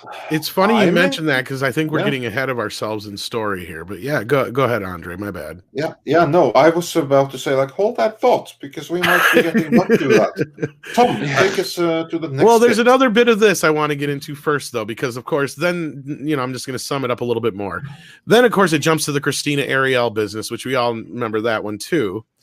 And then it gets into some more. Highlight the defense of her because here's like the thing. Let's see here. Okay, the reason that many had an issue with her is her previous comments where she denouncing systematic racism, according to her. To this, what she did was that she made statements about every single white person, and if a white person had said those exact same statements about even one, let alone all persons that were non-white, that person would have been thrown in jail, cancelled, and everything like that many times over. But of course, it's okay when it's said against Caucasians. And she repeated those statements many, many times over. This, of course, is okay because that's a necessary thing to fight for equality. And, but this is the great thing, though, about how the internet never forgets. And when you put stuff like that out there, and it's there for people to literally just quote tweet or just screenshot and put there and say, hey, you know, you claim to be fighting for this stuff, but here's a bunch of things that you yourself said that we can verify. Guess you look pretty dumb now, don't you? You know, and everyone can see it. This is the thing. Like, it's not some like subtle behind the scenes thing going on here that nobody's quite aware of. It's like there publicly. So like, how are people meant to react to that kind of thing? Yeah, and this is funny because then there's this quote here from Bailey that says, a lot of people had been on their own managing the backlash of long and deep-seated racist stereotypes alone, and having the entertainment industry understand that it makes a difference when they come forward and support you. It's a huge turning point. But then, of course, they have to dance around the fact, well, unless you're Gina Carano. Yep. Because, you know, they have to, you know, and of course hit home the same narrative as they always are. I'm not even going to get into what they say because you know what they fucking say, she said, which isn't true. And then they talk about Kelly Marie Tran some more. And then they talk about a lower profile rep of Disney that faced racism. I don't know who the fuck that is, but whatever. Unless that's that Justina chick, but that's not a rep, that's a writer. You can only do so much, they say, but if you're speaking out, you have to speak out for everyone. Well, you're not speaking out for everyone, then are you? That's the thing. Yeah. Essentially, what she's saying there, I should just be free to insult people as much as I want with zero consequences because it's me. And the rules that I hold other people to don't apply to me. Yeah, pretty much. Then you've got, if you ignore them, you are silently condoning what they do. I understand they need to have zero tolerance policy. According to O'Connell, the author of Release the Snyder Cut, the crazy true story behind the fight that saves Zack Snyder's Justice League. That sounds like the guy you want to write in that book. In theory, though, toxic fandom is paradoxical. Sure, you've never been to a Star Trek convention. Fandoms are supposed to play. This is the thing, right? There is assholes in the world, okay? And they will make their way into any large community of people. You know, you got 100 people that like a show, 2 or 3 of them are going to be assholes, okay? And they're going to make their voices known. What are you going to do? Are you going to judge the other 97 people by the behavior of those 2 or 3? Well, Hollywood certainly is. How is that fair? Oh well, no, of course that's a completely different thing. But I don't think that they want that kind of fairness. They want their kind of fairness, the one that benefits them, the one where we are silent pleb and excited about anything that they want to give us, and we better not ask for anything that they're not already planning. That's fair from their point of view. We live in a very interesting kind of dynamic now in this industry where, you know, if you went back 20 or 30 years, people couldn't really make their opinions known if they didn't like a movie or if they wanted some, you know, different version of the film or anything like that. There was no way to communicate with the studio apart from writing letters to them or something. Like, what's that going to do? You couldn't do it publicly and you couldn't put pressure on them. Now it's completely different, and it's more like, you know, they are not just elevated above everyone else, handing things down to them. It's a reciprocal kind of thing where people can say, well, no, what you've given us is crap. We know there's a different version out there. We want to see it. And they can put more and more pressure on them to force them to do it. And it's now putting the studios in the position where they are forced to do things against their will. You know, which is funny because this is exactly what they used to do, Drinker. Because this is like when the internet first got big, and movies would flop, and they would, you know they would flop, and then they would see what the people were saying. That's when we get those recuts on video, like the John Travolta movie, the Scientology one, Battlefield Earth. Yeah, like there was a lot of movies like that where they would fail in the theaters, and they would recut them for video real quick, and that was never a thing. Like they would put back the original cut without telling anybody. It was like. Or they would, you know, exclaim this brand new cut on video, you know, and that was a common thing. I mean, outside of the unrated versions we would always get, that happened several times over, all the way back to like The Exorcist 2. I remember. But I think the difference was now with something like the Snyder Cut, you've now got this weird conflict over which is canon and which is going to become the basis of the DCU going forwards. It's almost like we're splitting into these multiple different timelines where no one's quite sure what the definitive version is anymore. I mean, it's fine to get like the Donner cut of Superman 2 or something like that. Fine. It's just like a little experimental what if, I suppose, that you can get on home media. But now you're in a totally different position where it's almost like films are defined by like iterations. You know, you get one version that comes out to theaters, then people give their feedback, and then the studio almost goes back and changes it to fit with what people want. And then you get a different version. And does that become the definitive version going forward? Or we just, you know, does it just become this little experimental alternate cut? It's just, it opens lots of doors for like a weird new way of doing movies almost, where they're kind of improved upon cut after cut. And where does it end, you know? No, you're right. But that was my point, though. Before that was like they used to do it quietly without even really saying anything, or they would just put it on the video cover. I mean, for years, a lot of people didn't even realize that they were watching alternate cuts of movies on video because they hadn't seen the other version since it was in theaters. You know, like, just didn't know. You know, Jaws the Revenge even had an alternate cut on video, for fuck's sake, for that specific reason, because it flopped so badly that they changed the ending quick for other countries, and then the version that's on video is that other version. Yeah, I mean, but now you've got, well, everything's public now. You know, you want to find out anything about a film and all the different versions of it and what went on behind the scenes, you can do it. Simple Google search will bring it all up.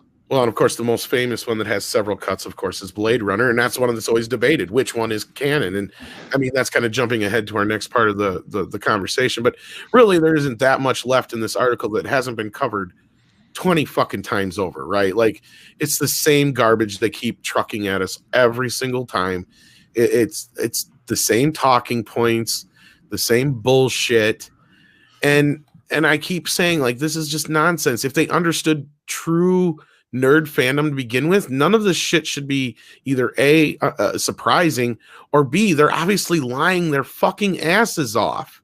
Because as we all know, and they keep trying to ignore, if you watch any of these channels in the fandom, we're a very diverse group of people. I'm sure in the chat, as you can see, just, you know, there's, give us a 1 if you're black, give us a 2 if you're Latino, give us a 3 if you're, you know, another, you know, like there's tons of people that aren't white, is my point. And it's like, why are we continually making this a big deal? Like, why is it such a problem? It's only a problem. The big problem is that we also have diversity of thought. That's another thing they don't like. Yeah.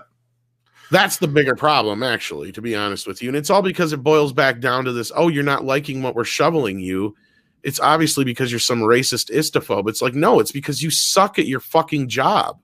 I think because this is them trying to nip this in the bud because they're scared of what it could ultimately become. Not for the Snyder cut or anything, but the bigger implications of other movies going forward. You know, they see it as probably the fandom starting to dictate how movies are made rather than the actual studios. It's 100%. Lots of power. Popular opinion is not with Disney on the firing of Gina Carano, and they just don't understand that. It's like, well, how can think about this as well. Like, look how much movies nowadays have got, you know, political ideology put into them, right? If fans if they had a hand in dictating how movies were made, they wouldn't be able to put any of that stuff in because no one would want it. Wouldn't that be an interesting thought, that that's what they're actually scared of? They're not going to be able to keep shoveling this garbage down people's throats because people will not accept it.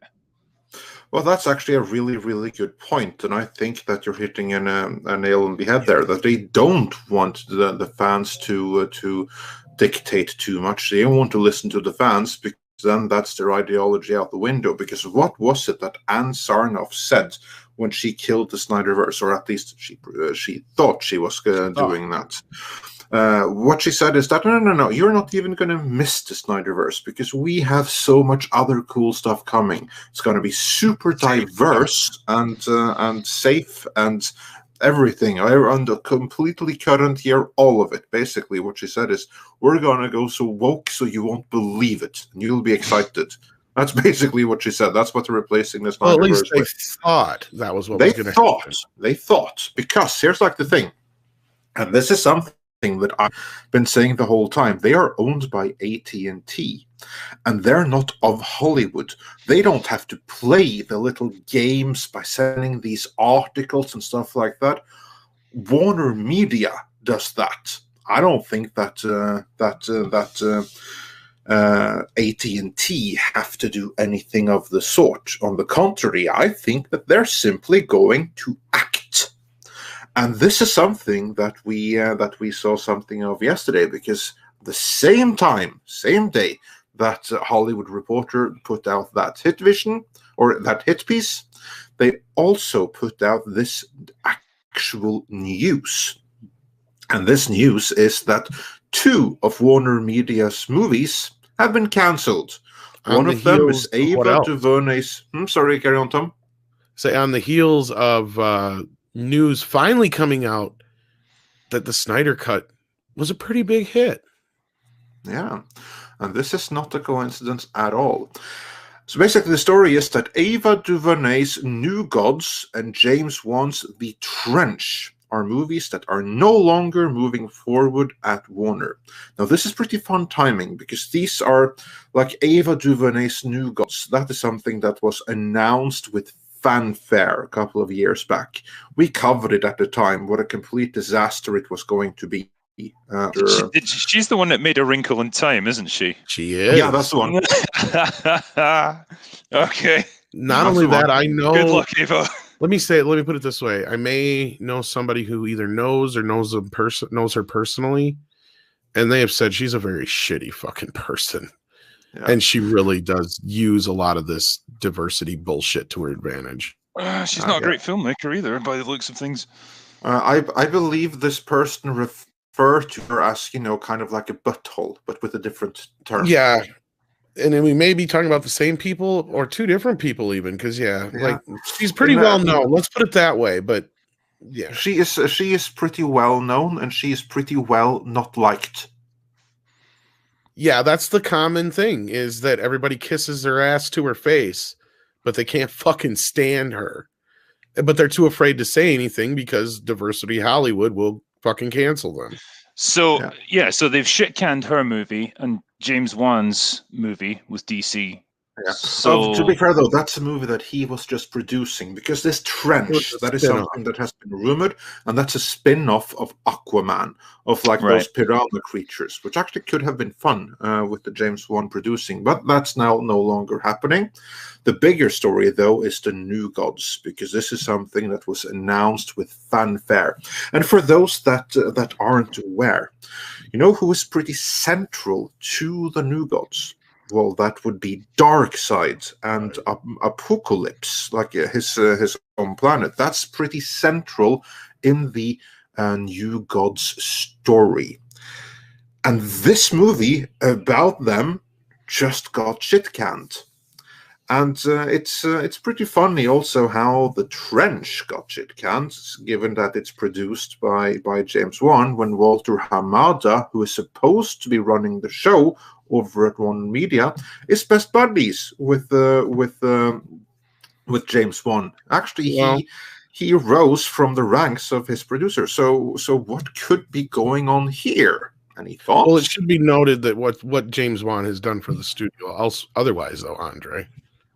Oh yeah, shit ton. Like, he's the one that's been able to establish the whole Conjuring cinematic universe, which became a cinematic universe right up under everyone's noses in plain sight. When Hollywood was failing, James Wan actually made one.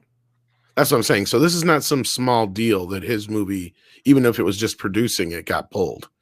Like, this means something, especially these 2 specific things. Like, this is clearly AT&T going, wait a minute, we're not done with this Snyder business yet, maybe. I really do feel like that's what this is.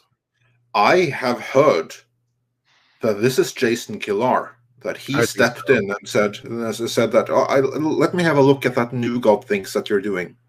That's not consistent with what we're doing over with the SnyderVerse. That shit can't.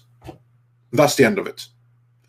This is like what I've been saying the whole time. AT&T, they're not of Hollywood. They don't have to go and play these games by putting like these articles out there, trying to change opinion. No, they make up their mind and they simply do. And they just killed 2 movies from Warner Media. Well, you got to respect the lack of bullshit there. If they see a problem, they fix it. Yeah. Yeah, so yeah, Drinker, your thoughts on that? Just like they put this thing out here, and then 2 of these diverse projects got cancelled the same day. Yeah, I mean, particularly with the New Gods one, if you know, everything that you've said about Ava is correct, then I'm perfectly happy with that getting cancelled. Honestly, I never expected that to get off the ground, but anyway, sorry. Yeah, and if this signals some weird kind of subtle shift back towards the SnyderVerse, yeah, I'm really interested to see what they're doing next. Yeah, because that's what I think is going on here. I think that they decided that what I've heard, and this is also in line with what Mikey Sutton has been reporting over at Geekosity magazine, although that's not where I heard it from. I heard this completely independently of him, is that they are getting more and more inclined to, let's do this. Let's bring back the SnyderVerse. Because the more and more numbers come in for the Snyder Cut, the more and more they see the people motivated for it. I have heard, not from Mikey Sutton, but from other sources, that nothing has been decided yet, but they are getting closer and closer to the point where they decide that we're going to do this. And this other project here, it's a little bit too far in production and a little bit far along in development. And we don't like what you're doing with it. It's a little bit too close to home with what Zack had planned for Justice League 2 and 3. So how about we just cancel this thing? That's what they did. Nice. Yeah. Well, actually make another change in Flashpoint again, too. Yeah. I mean, you know, thinking about like them moving back towards the SnyderVerse, there's just so much that would have to be done to make this viable. You know, Superman needs his own movie desperately. Batman needs his own movie desperately. Not And the all of Pattinson that one, can but happen. All of that is stuff that Jason Kilar actually wants to do. yeah. But then you've got projects that are already on the fly, like, you know, the Robert Pattinson Batman is done, basically. They've invested all the money in it. Yeah. Where the hell does that fall within this? Oh, I can answer that. What I've heard is that they are of the line of the opinion that okay, you have invested loads in this thing. You've put loads of prestige behind Robert Pattinson. We'll put it out there, and if this works out, we'll continue it. Because here's like the thing, that AT&T, it's not that they're necessarily fans of the SnyderVerse. They see the financial potential, and that is what they're fans of. If Pattinson's Batman comes out and it's a massive hit, they'll become fans of that, and they'll find a way to make it work. But what I have heard is that they are much more on the sidelines about that. They don't have the same kind of faith in either that movie or in Pattinson that the people at Warner Media has, especially Walter Hamada, that's really been gunning for it.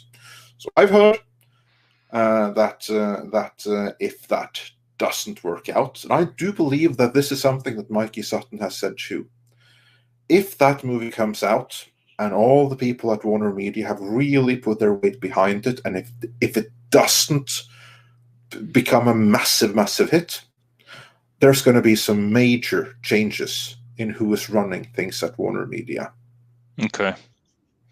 Walter Hamada, for instance, may be promoted away to another position. Yeah. There definitely doesn't seem to be much enthusiasm for the new Batman flick. I don't know many people that were excited by the trailer particularly. It was one cool moment that won people over, which was when he like beat up that guy really badly. That was a very daredevil thing to do. Yeah, but I mean that's fine, but that's just good stunt work and good fight choreography. But that's, you know, it's not really going to get people that invested in the character of Batman. Yeah, no, we'll see. We'll see what the director has been able to pull out of it, because I think that's a movie where everything depends on the director. And I know loads of people are big fans of him because of the Planet of the Apes movies that he worked on. Personally, I couldn't stand a single one of them. That's me. He comes from the Bad Robot school of filmmaking, so I'm just not that big a fan of what he does as many others are, and I actually have more doubts about the director than I do the star, and I'm not a fan of that pairing at all. But yeah, we'll see how that works out in the end. So, Drinker, I take it that you are not terribly excited for the Pattinson Batman movie. No, I just I don't see Pattinson as either Bruce Wayne or Batman. You know, he's not big enough. He's too young. He's too emo looking. I know he's done obviously a lot of things since the Twilight movies, but he's really hard to separate from that character and that kind of world that he came from. And yeah, he would never be my pick for Bruce Wayne. Yeah, no. And Tom, your thoughts on that? How do you think it's going to play out between Warner and AT&T, and especially in terms of like the Batman movie that can't be stopped, it has to come out?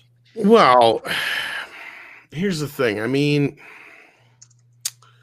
I'm surprised DC is giving so much pushback, because the Flashpoint situation and the place that they're in with where the Joker movie and a few other things, there's more than enough argument to be made that they could do a multiverse, right? And HBO well, that's Max, kind of like what they're saying. They're doing a multiverse. Yeah, and I don't understand though. Like, here's my thing though: is like I don't understand why they feel like the multiverse factor means they have to leave out the SnyderVerse, considering that the thing's built on that. Regardless, I can't see something like that working well with general audiences. It's not something that your average cinema goer is going to get their head around. You may have a point, but they did. I think that the reason they're actually going through with it on the other end is because it was received so well on the CW. I mean, that was one of their bigger events they did have, and I think the CW shows are very special. I'm not going to argue that.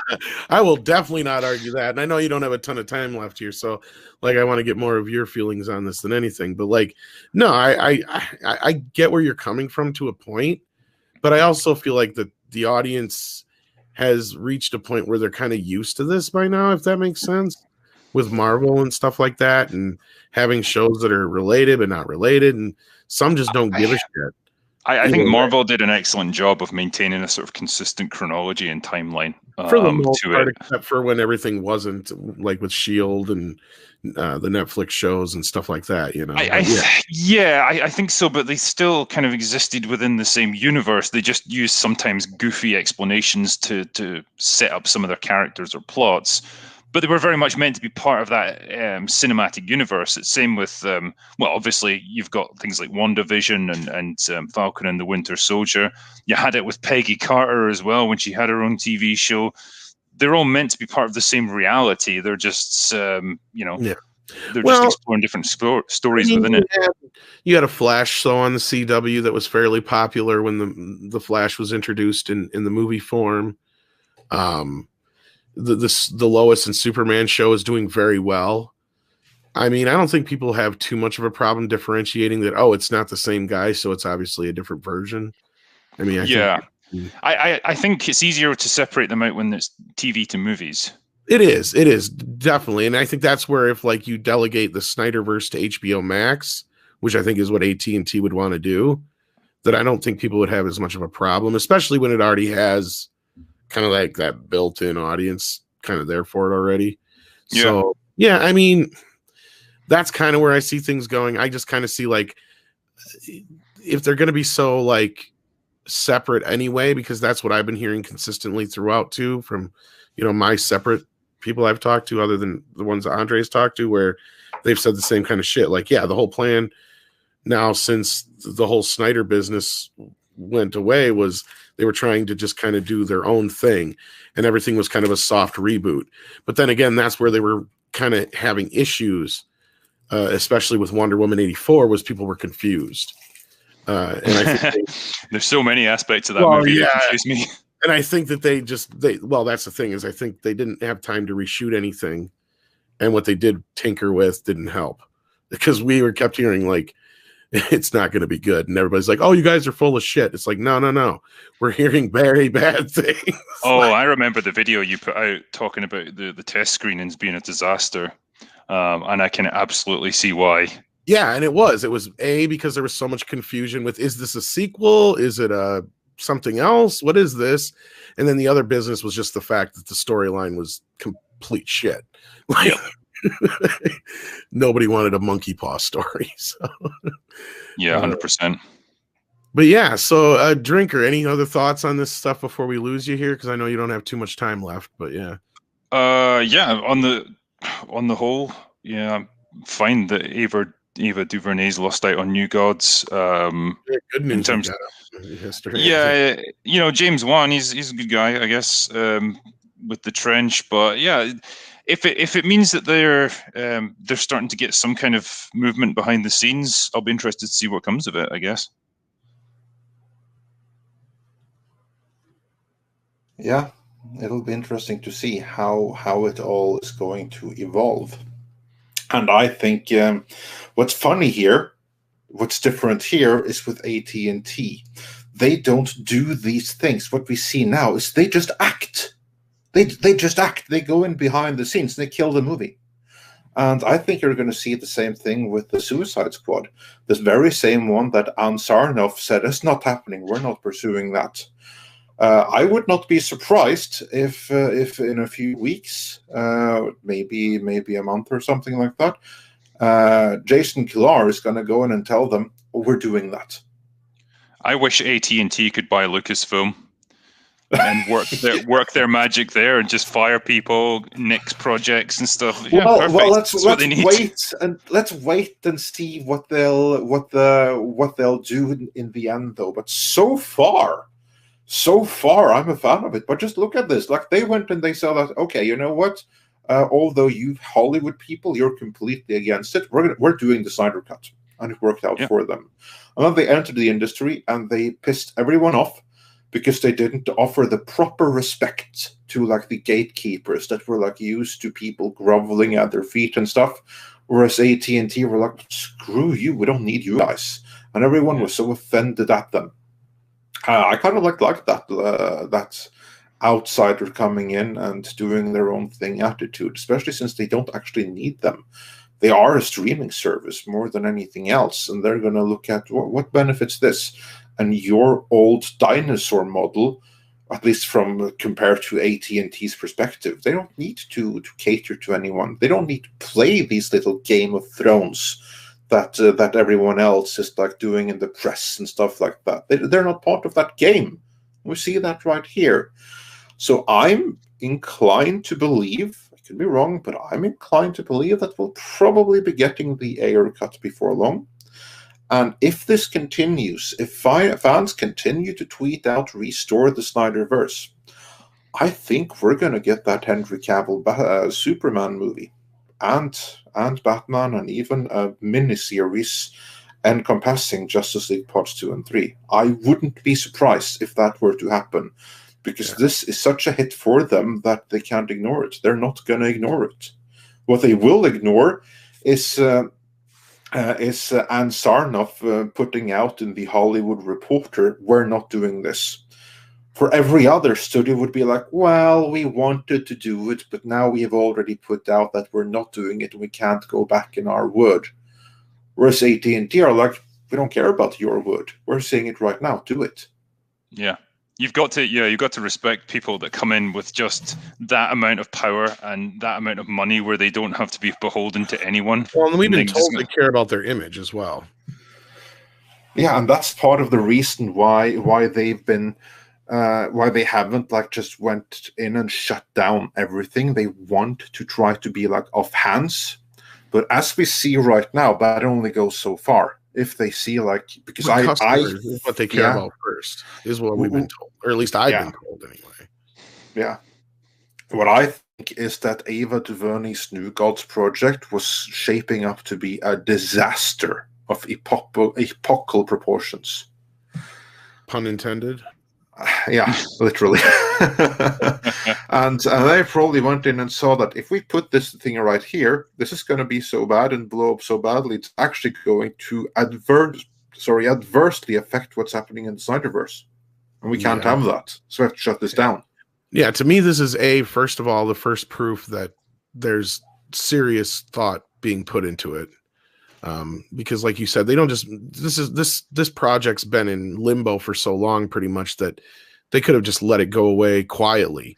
The fact that this is a headline is a big deal. Not only that, it's on the heels of other headlines that were saying, that it's a hit. And that's what I was saying last week, is I'm waiting to see how AT&T reacts to this, knowing A, that they're not a Hollywood company, and B, that they do care more about what their customers think than what their own personnel probably thinks, because they're probably just like, tough shit, like this is what the customers want. They have the attitude, we can replace our own personnel. It's very much difficult to replace the audience. I mean, if we have an executive that's dead set against doing this, well, let's just replace that executive then. That is the way they need to be thinking, ultimately. So I'm fine with it. Yeah. And then I know you brought up Comicsgate earlier. Speaking of comics, Enoch Mammon, if I'm saying that right, probably not. Enoch Mammon, I would imagine. Sends in $50. Holy cow. Thank you so much. Says New Gods was co-written by Tom King. Tom King is a male feminist whose run on Batman was the lowest selling Batman run in history. He is obsessed with depressed, effeminate men with mommy wives. In short, thank God this film was shit canned. I think we all can echo that for sure. I'm feeling better and better about this headline the more I hear about it. So right? Awesome. Oh yeah, I don't know why they even let her anywhere near this. Like, I just don't understand, like, the reasoning for this outside of the diversity hire. And I mean, I think that's what we're kind of seeing, is finally a little pushback against that kind of crap too, maybe. And thankfully, AT&T is just not into this nonsense. If that's the case, I want to believe that. So yeah, I hope so too. Like, this is something that fills me with confidence and makes me more excited. I'm going to tweet out Restore the SnyderVerse, show them we stand behind what they're doing. Although, of course, everyone should know, as I've seen several pointed out, they don't really care about the fans. No, they don't. But they care about maximum profitability. Right. And that's fine, because that happens to coincide with what fans want. And when you have a corporation that then profits from doing what the fans happens to like, perfect, support it. That's, I believe Gordon Gekko said something along those lines, applicable to this situation. For a lack of a better word, is good. Yeah, exactly. Yeah, there you go. Speaking of going, I know we don't have you for too long, Drinker, but I have a couple of super chats here. That's to you. So I just wanted to raise those first. Patrick Mulligan says, Drinker, I rewatched Moana this morning after listening to your happy hour with Sargon. Good film, okay songs, and an underused character with the ocean. Yeah, I was quite surprised by Moana, because I'd never seen it before until he suggested it, and I was like, okay, I'll give it a watch. Yeah. And it was surprisingly sound in terms of like its messaging, its characters. They were well developed. I liked it. Yeah. Have you seen Zootopia by any chance? I have not. No. You should. You'll be blown away. Okay. Yeah, it's brilliant. Absolutely brilliant. And also, Lord Trimnan says, off topic, can the Drinker share any quick tips for an aspiring writer? Got some great advice here from Kamran before. Would love your insight too. Oh, man. I mean, I can only tell you stuff that works for me. Like, I'm very much a plotter kind of writer, so I like to write down a synopsis for my story before I start writing, because otherwise I'll drift off into insanity and never get the thing finished. So yeah, I like to carefully plan out my book before I start writing it. That way you can also make sure you don't write yourself into a corner, because I'll tell you, putting in like an extra 10% effort at the start usually means 50% less work later. So that would be my advice. And try and write about something that you genuinely care about. Like if you don't care about it, you're not that interested in it, you'll really struggle to get the thing done, because writing a book is a slog. You're going to have to sit there night after night working on this thing for months on end to get it done. So it better be something that you're actually passionate about. Yeah. Yes, indeed. And one quick question for Critical Drinker. Why don't you have an official YouTube check mark? That is a very good question. I don't know. What do you have to do to get one? I think you just have to register for it, don't you, Andre? Something like that. I can't remember. I remember telling you about it. I would imagine that with the number of subscribers you have, it should I think once you hit 100K, that's all you need. Yeah. I don't know about automatic. No, it's different now. I thought it was like Twitter. They just kind of give you it or don't. I think it's like that now, because like we got it when we got 100,000, and then we got it thrown after us. But then they changed the rules after that, and how it is now, who the heck knows? Okay. Yeah. But I would imagine if you send an email to them, you'll get one. I would be surprised if you did. That or go into your settings. Maybe it's somewhere in there. Yeah, I'll take a look. I'd kind of forgotten about it. that was the thing. It is a good idea, though. I mean, because especially with a lot of the fake accounts that go around. Yeah, absolutely. And Roll Titan says, I appreciate Drinker admitting he doesn't know anything about something, as opposed to people who try to BS through answers when they know nothing. How do you click on this in this gig? I just it always makes me feel bad if I'm doing a live stream and people send in like a big super chat saying, what do you think of this movie or this TV show or whatever, and it's something I've never even heard of before. You feel really guilty because it's like they've paid money to ask you this question and you don't even have an answer for them. Yeah, but you know better, because there's going to be 20 people or more in the chat that will call your bullshit if you're not. Yeah, I would never just give this vague answer where I try to bluff my way through, because like you say, people will spot it instantly. So I'd rather just be honest with people. That's why when I'm not sure, I'll say I'm not sure. Yeah. Yeah, I'm going browsing through and see if there is anything else that's like direct clearly at the Drinker.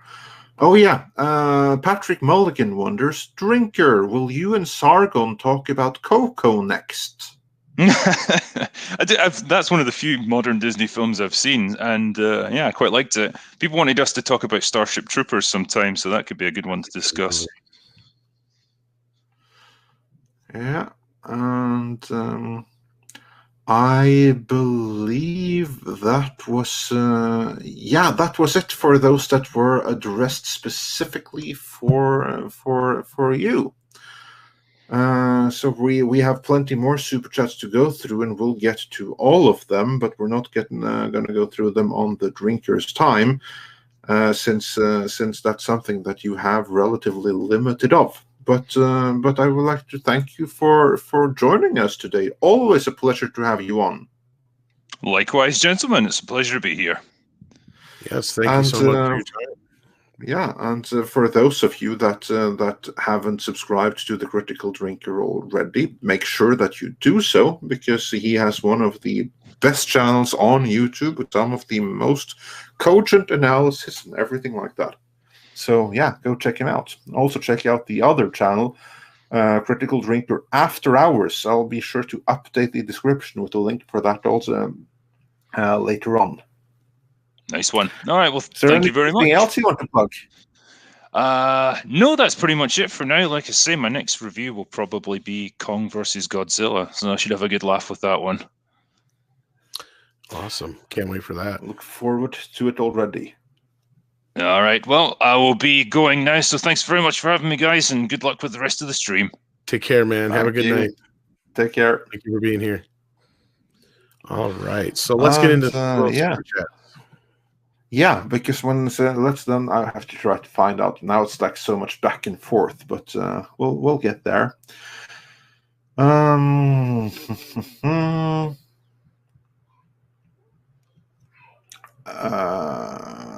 Yeah, okay, here we go. Patrick Mulligan said, "We have to suffer through Disney Star Wars, Secret Hideout Star Trek, woke Doctor Who, MCU, and now people are asking for more SnyderVerse. Please stop." Well, I think well, if you think that's a problem, wait till you see the alternative that Warner has lined up for you. Yeah, that's where I'm at the too, because I'm not SnyderVerse is preferable to it. And welcome, Paulie. Mr. disappears from the internet yesterday. Excuse me? I have no idea what you're talking about. You lie like a I have road. no idea what's going on. Hail. Hola, Andre. Hola, ¿qué tal? He is so aquí nomás. Got my phone blowing up.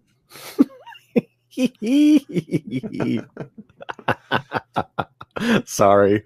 Hey, you brought it up, Tom. I know. Well, thank you for popping in here to help us with these super chats. And I think we may have at least one other topic before we're done. Maybe you would never know. And then there's that Transformer little story I broke. Oh, is there? Oh, we'll get into that then. We'll talk about that after a few super chats here. Yeah. Cool. Thanks for inviting me. Well, I thought you left the internet, so I wasn't sure. Well, you're here now, and that's the most important thing. Right. And then Gypsy Warrior says, BBC showed us the US re-edit of the original, I'm sure. Probably referring to the original Godzilla. And Nate G says, I wonder how many Americans saw their first kaiju movie on Mystery Science Theater 3000. Kong versus Gamera when?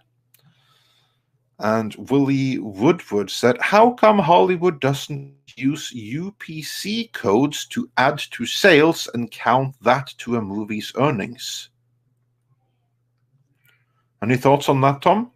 UPC sale. I'm what specifically? I'm trying to. Okay, the question was, how come Hollywood doesn't use UPC codes to add to sales and count that to a movie's earnings? On what though? I'm trying to figure out. Yeah, like you have to be more specific on DVD sales, Blu-rays, toys. I'm not sure what you specifically mean. I mean, because they do eventually add all those things up, and you can dig around and find the numbers. But because like the thing that has the UPC codes are of course like merchandise sales, and that absolutely is added up. But for instance, if you buy a movie ticket online or you buy a subscription to HBO Max or Netflix or whatever, there's no UPC code on that. No, but they're also keeping track of it still. Yeah, exactly. So they do keep track of it all. That they absolutely do. I mean, it's easier now for them to keep track of everything than it was 20, 30 years ago. But unless people are lying and going into another movie, that's the only time, I'm confused on what you mean exactly. But yeah, I mean, you'd have to, what was the user's name again? So I can look for their. Oh, Willie Woodward. Oh, it's Willie? Okay, Willie. Yeah. If not, just message me, Willie. Yeah. And then Stephen Otten says, the fact that people think the 98 Godzilla was first saddens me. No wonder we haven't a good American-made Godzilla movie since. Well, to be clear, I was referring to some people in my country where we never really had Godzilla. We never had the originals. They only became available when we got like DVD, and even then it was just the original. Yeah, and yeah, video sales and stuff. That stuff's all public. You can go find it. You just have to dig for it a little bit. The problem with video sales is they're constant.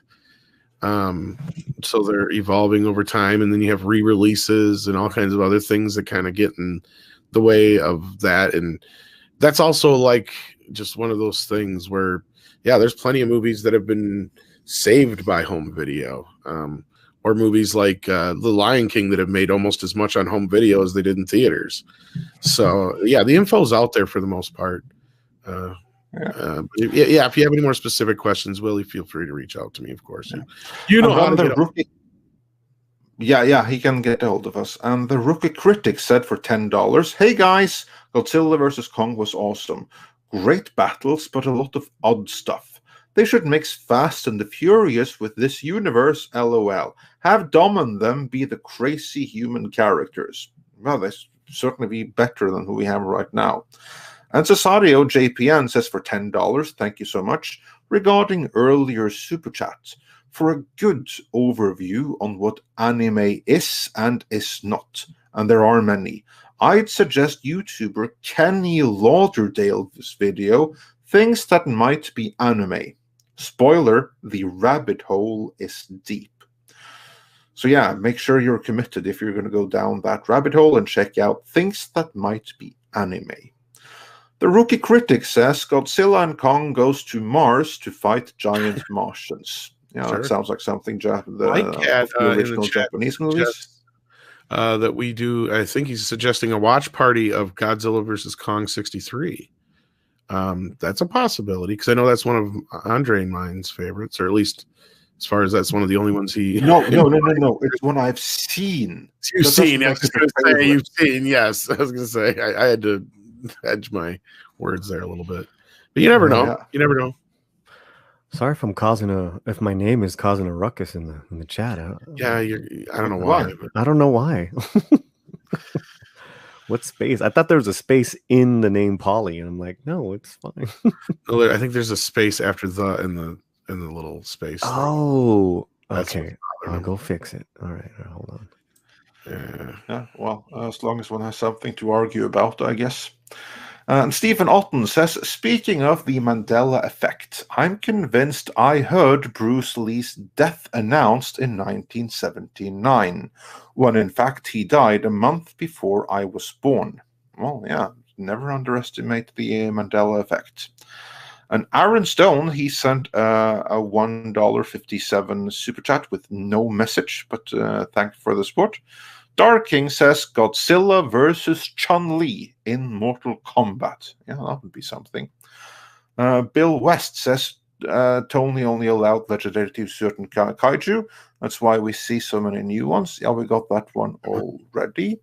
And the Prozac Kid says, would any of you ever do a video with Red Letter Media as a guest reviewer?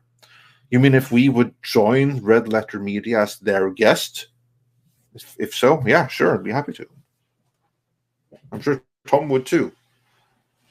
Yeah. Yeah. And probably Paulie as well. Yeah, did we lose Paulie? No, I'm here. I'm sorry. Yeah. I was just, blame it on the Shane, just threw me off. Okay. Well, basically, they just have to invite us, and we'll see what could happen. But I think that they have their own panel of people to invite and stuff. And House Atreides said the dumbest part of Godzilla versus Kong was the fight card. It was said that Kong and Godzilla are that last two fighting in the title match. Overall, it was entertaining.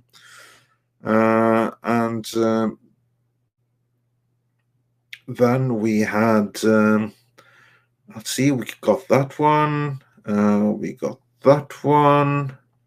And then Meghan Marvel, Duchess of, let's see what she's Duchess of here. Meghan Marvel, Duchess of Sustis, says, you'll have nothing once my handyman Harry has burned it all for me, while I'm with my boyfriend, obviously. Then I'll run for president, and the US will have royalty at the top again. Mwahaha. Okay, yeah, so yeah, Meghan Marvel is sharing the strategy right there. Now we all know, and knowing is half the battle.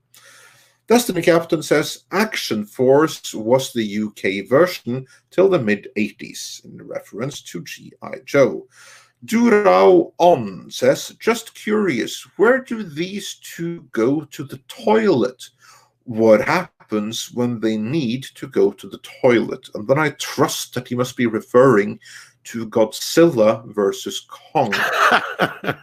Oh yeah, and he carries on in the next one. Or if one of them farts mid-fight. If they really wanted the kids there should have been a fart.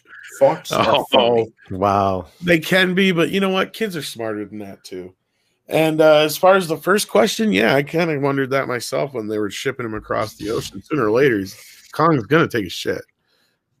Yeah, in the ocean, obviously. Of course, he could do like some gorillas really do, and do it in his hand and throw it at onlookers. It's been known to happen. It would be like hilarious. And then funny, there's a shot, and then there's one of those ships that are along with it, and there's a big bucket pile of shit thrown at it.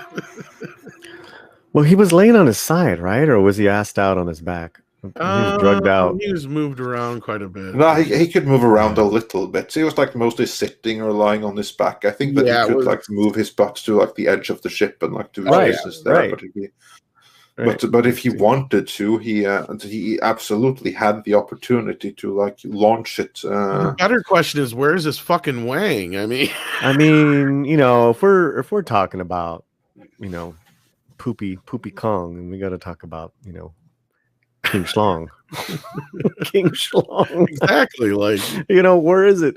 But yeah, like he could like take some of his poop and smear it on the captain's window there. Haha, you can't see. Get me off this thing. Well, maybe Kong's a girl. Well, then would be Queen Kong. It would be Queen Kong. Yeah, that's true. It's King Kong. Well, now Godzilla is technically asexual, though. So, wait, what? Yeah. Well, in most cases, they haven't really talked about it much in this version, but yeah, and usually in most versions, Godzilla is asexual anyway, and technically a she, or however you want to look at it. That's the Ava DuVernay rewrite. It certainly does not jive with Paulie's headcanon. No. Yeah. And then, in reference to the size of Godzilla, of Kong, Maverick Christian says, in Kong's Skull Island, it was specified that he's still growing. Yeah, but he tripled his body mass in 50 years or something. So yeah, nice going on that. Not that Al Manuel 0311 says, here's some more of my cancel cable money, and I bet the people who eat and torture animals, aka PETA, are having a fit about animal cruelty about this. As well, anyone should, but thank you for the support in any event. Yeah. And Commandant VHS says the 1960 Godzilla was also smaller than now. Yeah, but he didn't go up against... he probably could have gone up against the Kong of Godzilla. So that was the problem. They made Godzilla too big to begin with. Mr. Tickle Trunk, he sent us a little super sticker of like a guy popping up. Oh, no, it's like a big pear in a small city or something like that. $50 one? That's the $50 one, yes. So thank you so much for that. Thank you again for that, Mr. Tickle Trunk, even though you shouldn't have. But yes, thank you. But no, about the size of Godzilla, there was never any consistency in the old films anyway, because they didn't pay attention half the time to the scale of shit. I like how after our critical drinker leaves, what we start talking about. About poop. About poop and Kong Schlong. Kong Schlong. That's important shit, though. Yeah, but But yeah. Yeah, speaking about that, did you like see the new Suicide Squad trailer, like the Suicide Squad, the unrated one? I have not. Well, because, I'm still trying to get back into the internet. Yeah. Oh yeah. Right. But Tom, you saw it.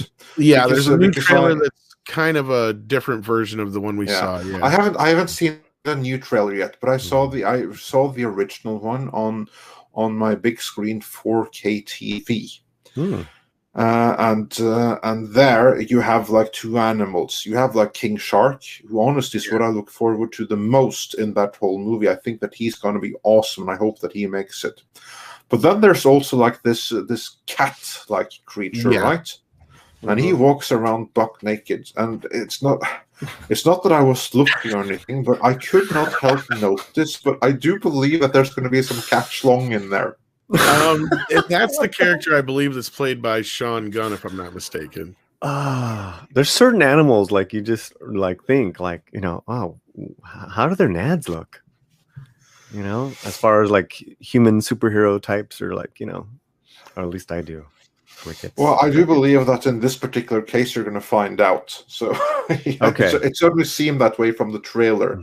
I'm not saying that this is a good thing. Mm-hmm. Is there a like a lookalike to the Cats movies? To the Cats movie? Yeah, I see many people are like talking about like the butthole cut of.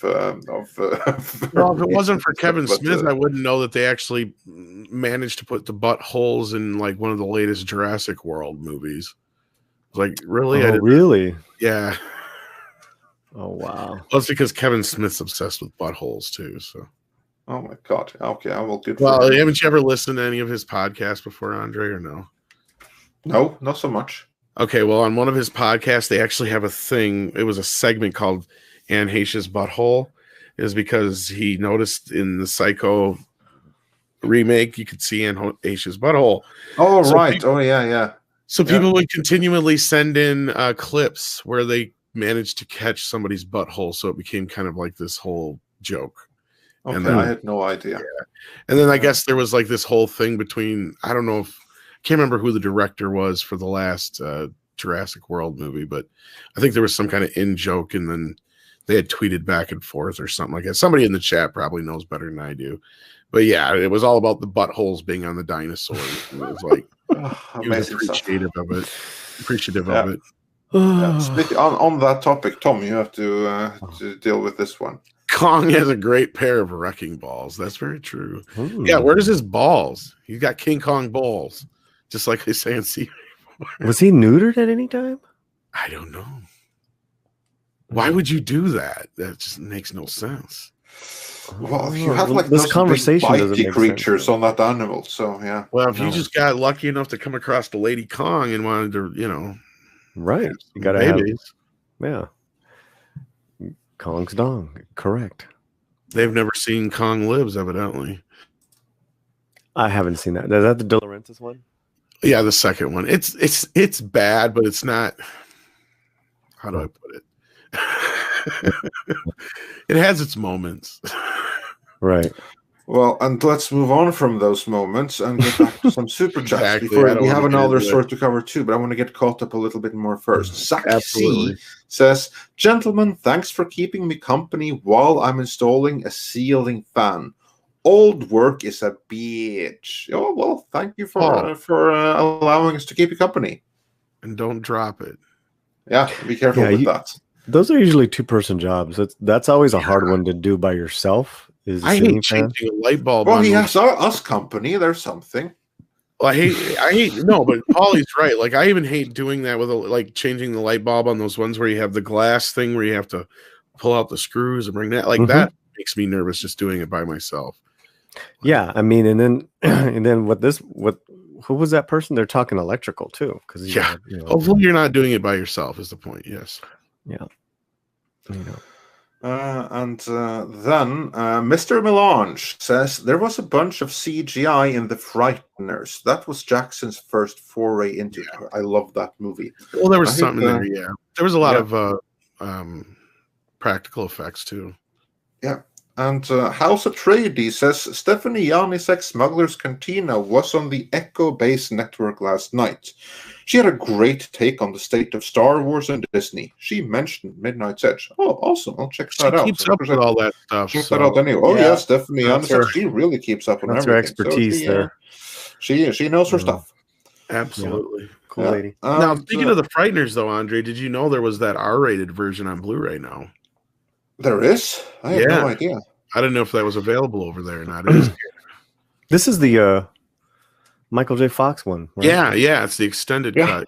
Because they cut it down for PG-13 because I don't know if you know anything about the history of that movie, but it was originally meant to be Tales from the Crypt 3. I love that movie. I saw it in the theater when it came out. I love that movie too. I think it's fantastic. I haven't seen that's why it's produced by Robert Zemeckis. Oh. Because it was one of the movies that was going to be up for the next Tales from the Crypt, but since Bordello of Blood didn't do well, they quickly just took out all the Tales from the Crypt stuff, which was easy because it was just the wraparounds. Right. And that's why it also has like a bunch of star cameos in it too, kind of thing. I have no idea. Well, that's pretty cool. It was meant to be the third Tales from the Crypt film. Way cool. Yeah, and I so love much that better. film. So then they cut it down to PG-13, and yeah, it didn't do well. But yeah, I have a feeling if they would have just released it as the R-rated horror film, it would have done better. Because it's a great film, great fun. It really is. Movie. Yeah. Yep. Underrated, very underrated. Yeah, no. So there's a new cut, or there's R-rated? You said? Yeah, it's an unrated or R-rated, whatever it was. The original. How different is it? Just. Or it's never been PG-13. Well, anyway, there's still a extended cut on Blu-ray anyway. How extended is it? Not by much. Like I think mostly like 15, 20 minutes. Oh, but that's pretty substantial. I mean, it's like a lot of his other cuts. I mean, it's a Peter Jackson extended cut. Well, that basically means what I've learned from Lord of the Rings. It's the definitive version. Peter Jackson extended cut, then that's a real movie, and you never need to watch anything else ever again.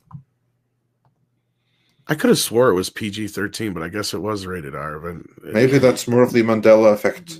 That could be too. But no, it was meant to be Tales from the Crypt 3. That I know, because that's even in the making of. They talk about it. Yeah. No, I don't dispute that. But still, that's really cool. I always forget that was Peter Jackson. I forget how long he's been around. Yeah. Well, that was that movie's the reason he didn't get to make Kong originally, because it flopped. So then Universal said, "Yeah, we're not going to make Kong." And then after Lord of the Rings, they're like, "You remember that Kong thing you wanted to do?" Right. Because there was a whole nother version of that movie he never got to make. Kong, or yeah. The version he was going to make in the 90s was way different. It was actually going to take place in modern day.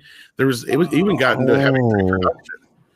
I think that we probably won out, that he got to do a better one than he would have. In a way, yes. The original. Yeah. I love this homage. The ironic thing was it probably would have been closer to the Kong that we got now. Because my remembrance because they have a bunch of it in the making of the 2005 Kong where they talk about all the stuff. And then one of the designs for Kong, he was a bit more humanoid. And it reminded me of the version they have now, where he is a bit more humanoid. Speaking of, real quick, what did you think of Kong's music? He got all the songs in the movie. Yeah, it was all right. It was all right, huh? It wasn't. I mean, honestly, the last film with Godzilla had better standout film music. Yeah, I thought it was kind of like rushed. This one, as far as those little songs, it's like But it was just because that last film paid so much homage to the original Godzilla music that helped. But I like Jackson's Kong. There was a lot of fun parts. Yeah, we were talking about it earlier. So yeah. Which is on 4K, but it looks like crap in 4K because it was just up converted. You can tell. One of the best quotes I just saw in the chat a little while ago when we were discussing the gender was "Yas Queen Kong." Yas. Yas Queen. I have Queen Kong, I think. Oh, that's cool. I got a lot of the Kong knockoffs. I even have Ape. Killer Queen. All I know is Killer Queen by Queen. Oh, you never seen Queen Kong? It was a parody of King Kong. You're kidding me. Girl ape. No, I'm not kidding at all. It was cheesy as shit. You can see the trailer and shit on. Probably the whole movie might be on YouTube. Well, it's like that thing, the Bambi meets Godzilla. Like I totally forgotten that. Yeah, I mean, I've forgotten that out of my memory completely. And then when you played it the other day, I was like, "Oh shit!" I don't even remember the first time I saw that. I think it was on somebody's like 8mm or 16mm version of it they had. Anyway, moving on with the super chat. Sorry, Andre. Moving on. We have the Festman 93 who says, "Andre, Drinker is on the real BBC." Yeah, because I meant the TCC, but yeah. And Virochana Asura says that Biden is America's Henry VI. So all you history buffs chew on that. And States Manuel says for $5, "It's almost as if Hollywood's mindset is, if we only offend the public enough, they'll capitulate and buy our stuff again." Yeah, it kind of does seem a little bit like that. And on that note, Ray Young 74 says, "Also from mainstream media, peace is war, Love is hate. Truth is lies. Diversity is strength. Yeah, that's Up all is down, fits in left this, is right. all, yeah, Dogs and cats all living fits in together. the same Mass theme. hysteria. Yeah. And Bertrand Kurt Russell says, "Happy Friday, hail." Indeed. Ah, that's another place I remember seeing that werewolf. That's right. He sent in $2 to remind me. Godzilla versus Bambi was indeed on the Godzilla VHS 1985 Godzilla. That's probably the first place I saw it. Oh, God, it's now that I remember. Wow. I remember now. Yes, Yeah. but I remember I knew some kid in high school who had it on like 16 millimeter too. Yeah. Yeah. Now I remember that. That would be the first place I saw it. That's right. And then moving on, Mr. Tickletrunk says, "This toxic fandom demands quality products, is incredibly accepting of anyone, and love charity. I'm very proud of the average caliber of the person here." Indeed, so am I. Yeah. If that's what they mean with toxic, I don't mind in the slightest. Alas, that's not what they mean. What they mean you're is, going to run into some don't assholes. agree with us. And I mean, I've ran into some assholes too. But you know what's funny? I've ran into more assholes that come from Hollywood than anywhere else in this travel. It's the people that claim to be virtuous that yes, I'm not going to name any names, but there's a few. Yeah.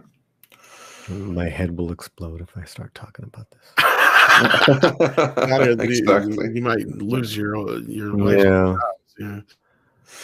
House Atreides says, "Well, I guess they don't get my toxic money then." And Patrick Mulligan says, "Snyder fans are not racist. They are cringe." Well, opinions differ on the topic. You know what's funny? Going back to that chat just before that, it's funny because, like, yeah, toxic money spends just like anybody else's money. You know, that was what's funny. You know, what brought on like the blaxploitation films of the 70s and all that kind of shit was the fact that, hey, there's money to be made, right? Like, why deny the audience if it's there? It makes no sense to me. It's just almost revolting in a way that they want to try and call us all these names and make us out to be all these things and think that somewhere in the end there's going to be this magic audience that's just going to appear out of nowhere because things are safe all of a sudden. Yeah. Well, make it safe for them. The audience will suddenly spring into existence. What are you going to say, Paulie? Yeah, on that same line, you know, the biggest money makers are the low level narco drug movies that are made and distributed, you know, throughout Latin America, and they eat it up. You know, they want to see the shoot 'em up drug movies, you know, and that's not the right type of Latino films that Hollywood wants. So yeah, what are you gonna do? There you go. And Gabriel, there's probably a good reason that Godzilla 85 was your first serious Godzilla movie, because that was also one of the few Godzilla movies that I believe was released in America. One of the very few in theaters, I mean. It has its own American version and everything. Yeah, even brought back Raymond Burr as Mr. Martin and not Steve Martin, because by that time there was another Steve Martin, wasn't there? Yeah, which just boggles me that they haven't managed to release that version on Blu-ray yet. That's the only one that I'm really getting pissed that I don't have the American version of. But anyway, moving on. Moving on. We have Silver Nova says for $10 Australian. Thank you so much. Toxic fans again. In what universe does slandering your customer base help your business? Plus, can't they think of any other word than toxic to add to their pathetic little lexicon? Let's call them Toxic Hollywood. Fuck it. Yeah, exactly. Well, their word is already in that lexicon, and they like to stick to it. It's part of the little cultish lingo. Like cults have their own little language, don't they? Then we have 52 movies a year who says toxic fan is an oxymoron. Toxic critic is more applicable. It's very true. Maverick Christian says interesting propaganda campaign. Associate your critics with, for instance, racist by pointing to the small minority of said critics who are a-holes. Exactly. And then bring that to everyone. That's how they roll. And Warwolf says the fans should have some say in the way the studios operate. We're the ones who give them money.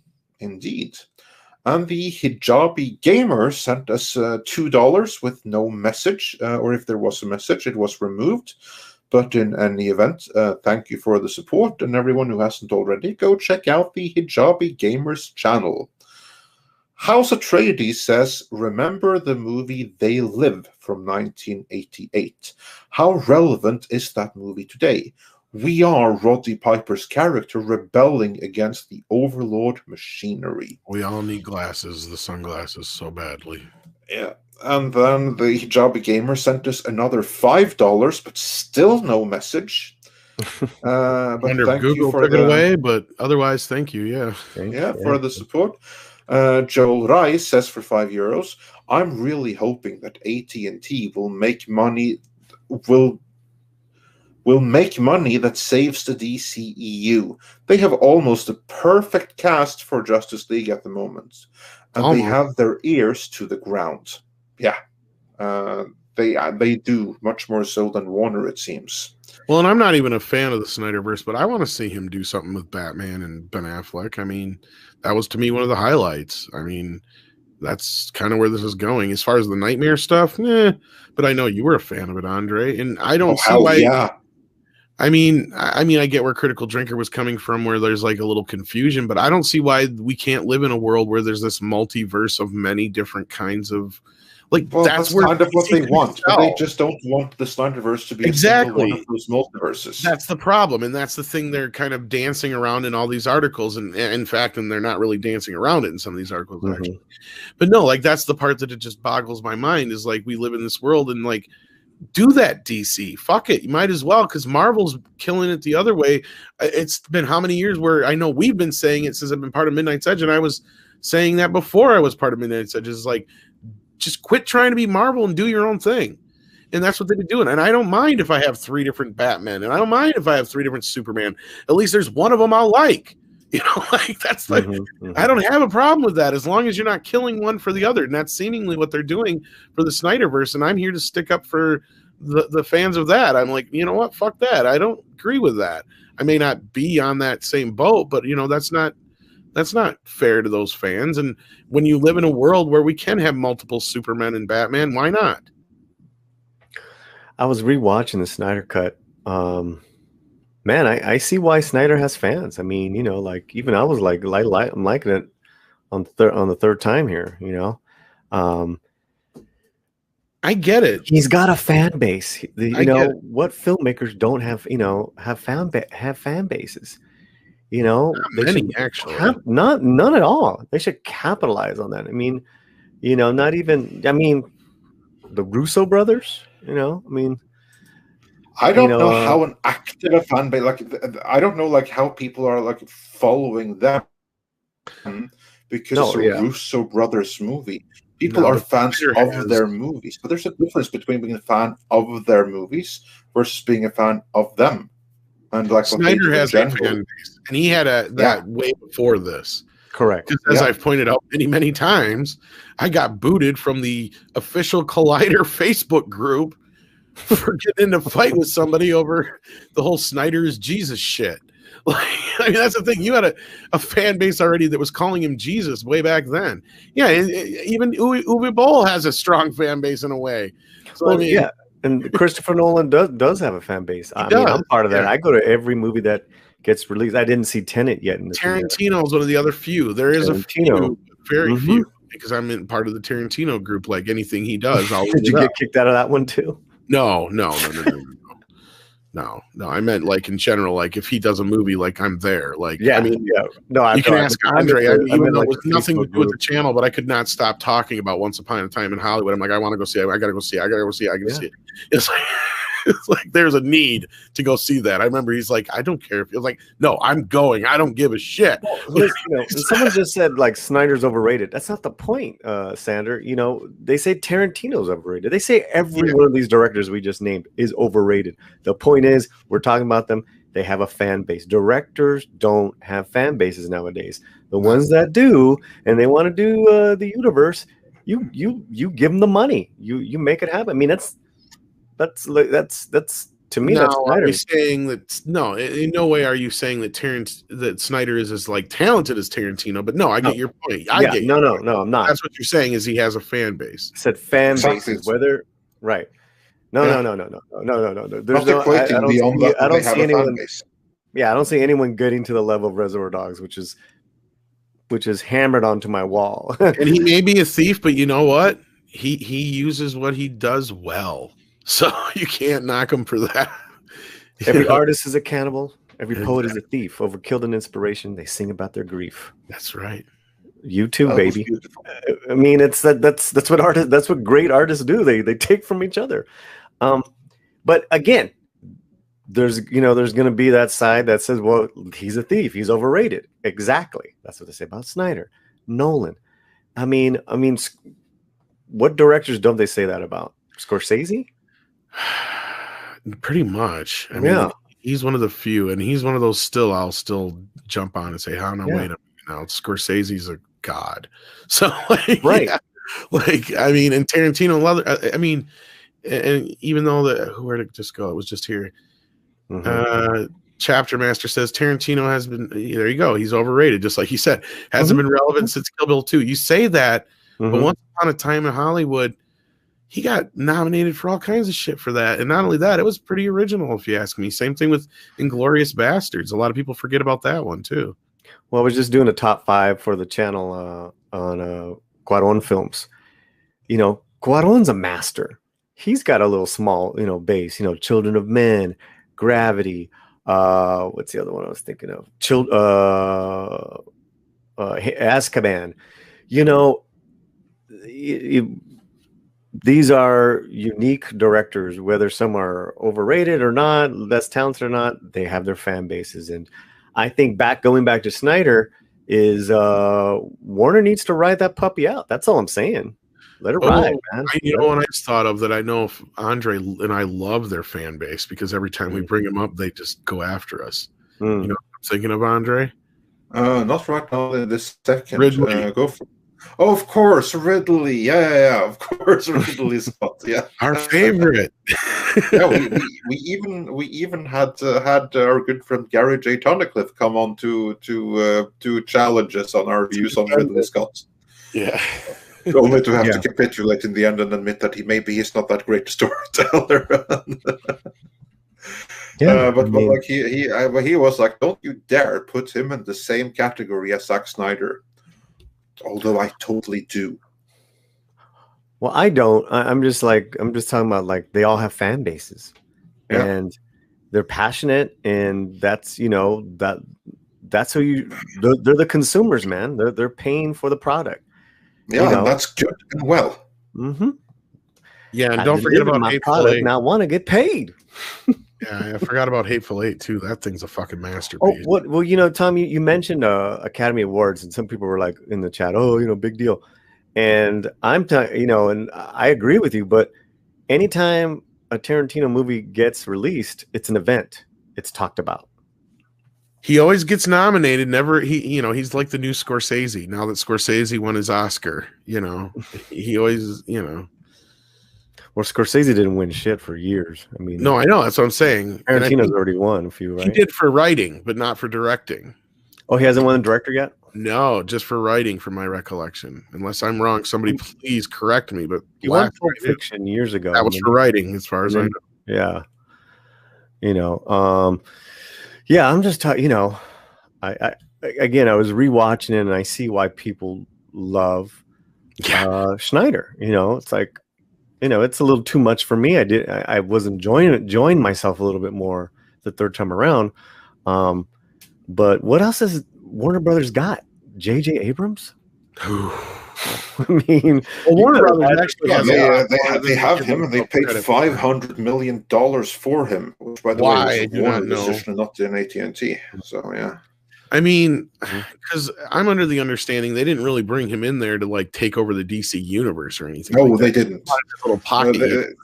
The reason they brought him in there was so that he would create more stuff like Lost and more original content for them. HBO Max, yeah. Yeah, that's kind of like what they, not just for HBO Max, but like for TV, HBO, all of that, because this was before AT&T were like, we're going to do everything HBO Max. This was when they had like a million different HBO things, and they wanted like some J.J. Abrams on several of them, and they wanted him for everything else. And then it's him that like, oh, well, I'm here. You know, I really like my Star Wars, my Star Trek, my genre stuff. Give me some of that DC stuff. I want my own completely unique J.J. Abrams DC verse, where I can have my own Superman, so I can monetize the toys from that. 25% different. See, he's the opposite. What movie of note has stayed with you, has stayed with us, that he has directed? JJ is a motherfucking hack. Period. Well, yeah, I mean, you know, like every director we just mentioned has one movie that lives in us, that are like. I don't think JJ. I think you're right. Like JJ Abrams has got to be probably one of the most well-known directors who doesn't actually have a fan base. I don't think he has a very active fan base anyway. Well, he has some very active bots. He has some chills that are paid to chill for him very, That's very what I'm saying, well. though. I don't think I've ever ran into an actual like J.J. Abrams like freak. Though. Like, I think that there were some before he was exposed. Right. I think back in the day, people were digging. What was it? Alias? Was it Alias? Yeah, I guess back in the Alias and Lost days, I suppose. Many people were big fans of that first Star Trek movie he did.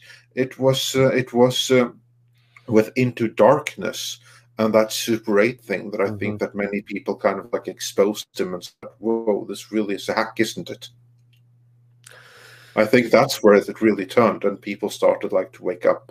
The one good thing Josiah Finch is correct that J.J. Abrams made regarding Henry. That's it. And he wrote that. He was one of the writers, not the only. Someone mentioned Mission Impossible 3. I mean, that wasn't hard though. He reinvigorated a series that had 2 movies, and so he was 50-50 chance of. Yeah, he gave it a nice coat of paint, a new coat of paint. Yeah. But it wasn't like, you know. It wasn't his Reservoir Dogs. It wasn't his Dark Knight. And he just got lucky that Mission Impossible didn't have the fan base that Trek has, because he came into that in the 25% different kind of thing. Because that was one of the franchises that was under the split, where the TV show went to CBS and the movies stayed under Paramount. That only affected a few franchises, and it was Trek, Odd Couple, and Mission Impossible, maybe one other one that I can't think of offhand. Yeah, pretty much. Yeah, I mean, I just remembered it too. The Saint, I think, was the other one. Is that the one that I'm thinking of? The Saint? I don't know what you're thinking of. The TV show. Oh, the Saint. Is it? No, his TV work was decent. I mean, it was talked about. It became water cooler talk. I remember, you know, especially you know, with girlfriends and stuff back in the day, that's what they would talk about, Alias and then Lost, and you know, people still rewatch Lost. They just didn't like the way it ended. They, you know, that was probably that's because he left. Same thing with Alias and right. That was like this: the things to come. He doesn't know how to end it. And then when he did end something like Star Wars, it was a fucking tripe. So, yeah. But like, you know, so you compare that to the directors we like. It's just like, you know, I don't know. I think Warner Brothers should ride the Snyder universe till that horse dies. He's got a huge fan base. They're passionate. They got their cut, man. Release the JJ cut. How stupid does that sound? Who's ever gonna do that? Who's ever gonna rally and behind that and say release the JJ cut of Rise of the Soy Walker? No, they tried to get that going. Nah, that was internet, man. That was internet. No, I think that was his bots. That was his better than JJ though. I don't know about that statement. That's saying I don't know. Kurtzman's like the lowest of the low. Like Kurtzman's like dime store J.J. Abrams, and J.J. Abrams is already dime store Spielberg. So yeah, that's like a copy of a copy. Yeah, and copies degrade for each passing generation. Exactly. And yeah. I mean, directors. I mean, it's great to follow director in their career. It's great to, that's what I mean. I like to think that's a part of what Midnight's Edge is all about as well. Like you guys document such wonderful filmmakers. We try. Yeah, we do try. And that's what it's all about. I mean, I'm Rodriguez. I'd rather, I love Rodriguez's career way more than JJ. Yeah. Well, there's a lot of shit. Far more intriguing. I can't believe like he's not getting like. There's a couple of directors. He's one of them mainly that I cannot believe does not get offered more shit. Blomkamp's another one. I mean, there's a few other ones I could think of, but still, it's like, come on. Well, I think a lot has to do with that. I mean, my feeling is that they just, on a certain level, refuse to play certain Hollywood games. Well, and that's true. Like Guillermo del Toro is another one of those too, where it's like, I'd love to see him do certain things, but he gets so many ideas and he expects such a high budget and all that kind of shit. Del Toro doesn't give a shit. He's a madman. I mean, he'll wait. He'll wait for to get his pieces done. Yeah, but at the detriment of a career, though. That's the thing. Sometimes, yeah, you're right. But Del Toro, he's supposed to do the Hobbit, right? If there's one thing that Del Toro does not know how to do, it's to pick his battles. Yeah, that's his main issue. I mean, he could be so much bigger. He could be doing and getting the. He could probably so many movies that he wanted to make that he could have gotten done if he had just known which battles to keep and to like where to compromise and where to give in. And that kind of leads into my point I was trying to get to, and that was if he would have played ball with a lot of shit early on, he'd be in a place now where he could demand some of the shit he wants. Yeah, but yet he probably some of the greatest art that he's created was because of his disillusion with Hollywood. Cuarón says that all the time. He's like, we did what was that? Great Expectations, and he was so handcuffed. He like thought about giving it all up, and then him and his brother went and wrote Y Tu Mamá También, and then his career, took off. Really took off after that. Sometimes you got to do that. You got to, stay out of the. Well, I partially blame him for the position we're in right now with Hellboy. So there you go. Fucking Guillermo. Yeah, and really all it had, and it's only half his fault because the studio could have also been like, you know what, fuck it, let's just go with another director. But and just let Guillermo produce is what they should have done. But no, their idea of just trying to reboot it cheaply was such a dumb move because they just killed that. He does have an Oscar. Oh yeah, but they killed that franchise for good pretty much with that remake. That was kick ass though. The remake? No. His Hellboy and his blade. His blade and his Hellboy. Yeah, his blade. Yeah, his that's what I'm saying. Like that's the kind of shit. That's all he had to do to play ball for a couple of years. Make a bunch of really cool kick-ass movies that he's not necessarily doing for himself, but he's doing for the studio. And then that's when he plays good boy for a little while. And then that's when he gets to come in and say, no, now I want $200 million for this. And yeah, that's the problem, Brian, is that's where he doesn't know how to pick his battles. And he takes too much fucking time on shit. And that's why exactly what I'm saying. Sucks. It's his fucking fault. It's not Peter Jackson's. It's his fault because Peter Jackson came in and was trying to do Peter Jackson's version over top of Del Toro's version, which was what it was already designed for. So you had this clash. Plus finance troubles, right? There was just a holding pattern, but it was more. The Hobbit was a mess to begin with because first of all, you had the rights mixed because for some fucked up reason, MGM had the rights to the Hobbit and only the Hobbit for years. Yeah, and they wouldn't let it go. They wouldn't give it up, and it was just this whole fucking thing they argued in court over for years, and they finally dealt out this like whole like deal on the distribution of it and shit like that, and MGM got a payday out of it. But that's the only thing that probably kept them afloat for the last few years, to be honest. But no, like as Andre will agree, I'm sure it was just a complete clash of styles. Oh yeah, I mean, a Del Toro Hobbit could go wrong went wrong there. Yeah. I mean, a Del Toro Hobbit just would have been fucking badass. Should have just been one movie any fucking way. Let's be real. Yeah, man. God, those other movies were. I mean, the whole thing got real silly. Exactly. Yeah, pretty much. Anyway, moving on. Sorry. Yeah, moving on.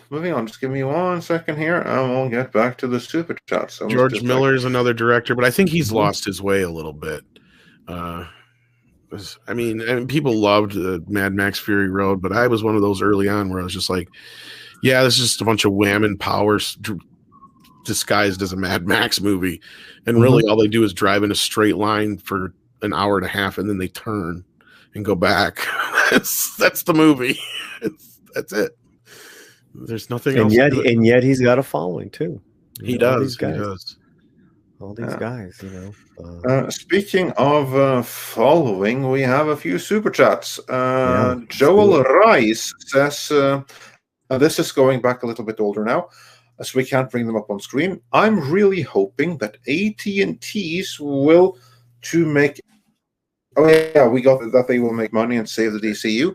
Robert Williams says, what hashtag combo should I use for Afro/Native American civic nationalist? Beats me. Hood and Steadfast says, Affleck as Batman and Pattinson as Nightwing. I'd rather see that. Or Pattinson as Riddler or something, or Dead Guy number 3. Like, who knows? But yeah. And, why Stephen did they make him a Bobo villain? says, that would make more sense. You're right on that one. The more I think about that, much more sense. Yeah. And Stephen Bobo says Spartacus and the Sun Beneath the Sea used to be on Nickelodeon during the 80s, like Mysterious Cities of Gold and Little Prince. I don't remember Little Prince, but I will say that Mysterious Cities of Gold is, in my opinion, the single greatest animated series ever made, bar none. I don't remember. Did you ever see the Mysterious Cities of Gold? What was the first one you mentioned? I did not. Oh my God, you missed out. You would have loved it. So you probably would have liked that one. Spartacus and the Sun Beneath the Sea. It sounds familiar, but I think here's the thing: is I didn't have Nickelodeon until the late 80s. So yeah, that's probably why I don't recognize that one. Mm-hmm. Paul, you would have loved the Mysterious Cities. I vaguely remember Little Prince. In fact, like if you even watched it right now, it's holed up so well that you would probably love it. I'll put it on my list. I have a backlog of. Doesn't it have a bit of a Latino slant to it too, from my recollection? It has a whole crap ton. I was being sarcastic. Yes. Yeah, there you go. There was the a whole very thing takes place back in the day in South America. Well, shit, man, I better get on it because I remember it had a really cool opening that I do remember, and it has some of the best animated music or best music scene in animation ever. Like much of the music there was actually reused in He-Man. Many of those cool background music for Snake Mountain and stuff that was taken from the Mysterious Cities of Gold. I totally forgot about that. You're right. Yeah. So basically, what it's about, Paulie, it's in the late 1400s, and it begins in Madrid. Begins in Spain. With a boy who was raised by his by a monastery because his father was one of the conquistadores that went into the New World, and he was missing there. And then some shenanigans happens, and he, along with a native Inca girl is taken then back to Latin America. And then more adventures happen, and they're basically looking for the 7 mysterious cities of gold. And you have this whole exploration of the culture, with like some little mini documentaries and stuff like that in there, with also with some liberty with all of the mysteries that is with the high civilization that was in Latin America in the distant prehistory. So then you have the Olmecs make an appearance and everything. So yeah, it's pretty amazing. I'm looking at it here on Amazon, the DVD. Complete series is $53. It's worth it. Looks pretty cool. Yeah. This animation looks pretty. Yeah, okay. It's and it's obviously made for kids, but the storytelling and all the mysteries and everything is really engaging still. So if you were to watch it now, I think you'll really enjoy it. I'm in. The Latino slant part of me is in. Check it out. I mean, there's really no other. Bam 3000 also says like that it's one of the best cartoons ever. Yeah, it really was. Yeah. Jumping ahead to this super chat though, Josiah Finch says Guillermo del Toro should make a He-Man Masters of the Universe. Quit messing with Andre and I's emotions. Yeah, I mean, God, how amazing would that not be? Or would be even amazing, but we would never get it. That's the thing. Yeah. Yeah, Guillermo del Toro for He-Man and Rodriguez for Conan or something like that. Take my money now. Yeah, take it right away. Dude, or vice versa, totally. Even I don't care either way. It's just either one of those two gentlemen on either one of those projects. I'm more than happy to give my money to them. But the problem with Guillermo is just getting him to actually get anything done. That's the problem. He has 20 things going on, and none of them ever happen. That's the thing. Especially and the important ones are the ones that don't happen. Fire and Ice. Yeah, and then nothing comes out, but then he comes out with the book or some stupid movie that nobody asked for. Right? So okay.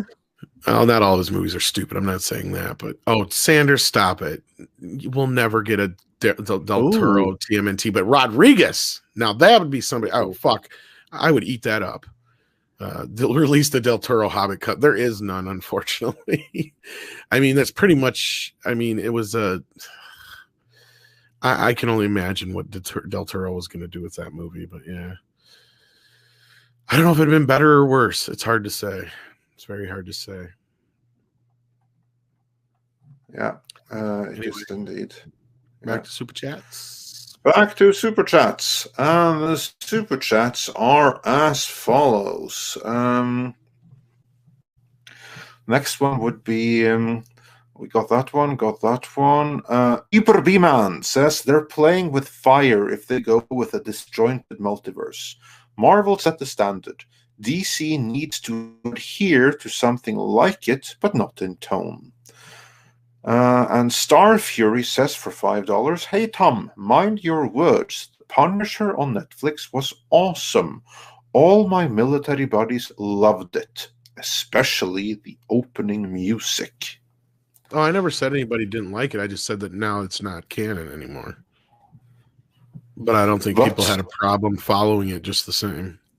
Yeah. No, actually, like none of the previous Punishers. No, my argument was that you can have like a multiverse. I don't see where there's I think the audience is smart enough for it now, is what I was trying to say. Yeah, exactly. Burger King, of all places, sends us $10 saying, have you tried 2-for-1 cheeseburger combo when ordering online or at your favorite Burger King location? Well, I wish I had a Burger King location near me. Order while supplies last. Burger King, have it your way. I feel like Burger King now. I wish you hadn't said that. I know. I don't have one near me, god dang it. Yeah, thanks a lot. Is that like... what the hell are you doing, Paulie? Putting away a wrapper. Oh, sorry. Jesus. No, it was and really Burger loud. King wrapper. Yeah, you got Burger King, didn't you? Is wrapper to donut, actually. The donut Damn wrapper. it, now I want some fucking Burger King. Burger King and donuts. And Stephen Otten wonders, has there ever been a movie that was saved after having a poor test screening? Not counting Sonic. Actually, yeah, there has. There have been multiple examples of movies that had poor test screenings, but then that went on to do really, really well. One that comes to mind where they actually did major work is what's that thing with Brad Pitt, like the zombie thing, like something C. Oh, Story of World C War or something Z. like.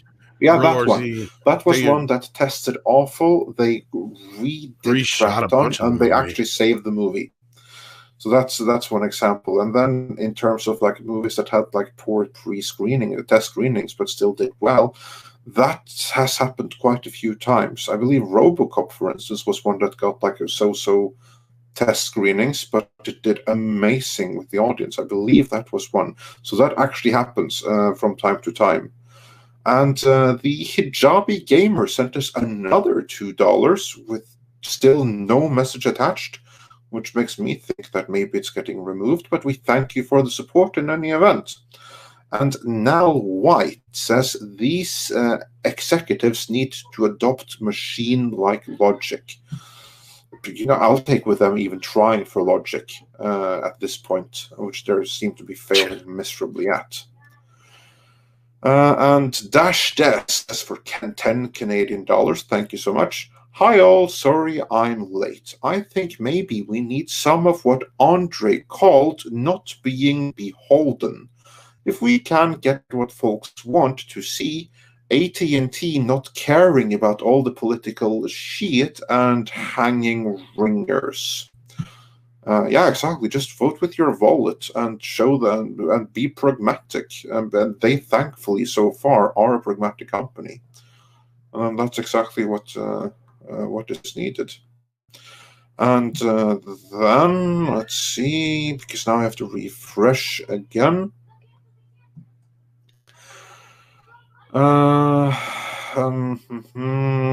Yeah, here we are. Bogue says for 20 Mexican dollars, have you all watched Klaus yet? I have not. No, I'm not even sure what it is. No. I mean, and Flipmo 360 wonders for €5.49. Can Andre sing this Koalas in the Rain? No F's given. Koala. No, I cannot sing it. Sorry. Can't be done.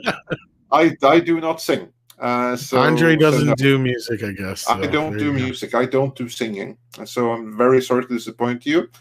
I can read it, but I can't sing it. So we can get him drunk and try and get him to do karaoke, but it ain't going to work out. Yeah, by the time that you get me drunk enough to actually want to go through with it, I'm no longer physically capable of doing it. So yeah, can't be done. Sorry about that. The closest we'll get is me probably doing an imitation of you singing Koalas in the Rain, I imagine. Yeah, I can like do some rhymes. Like I can do some poetry and rhyme. I can do like Koalas in the Rain. Is this why there's no Norwegian music? No, I'm just kidding. I know.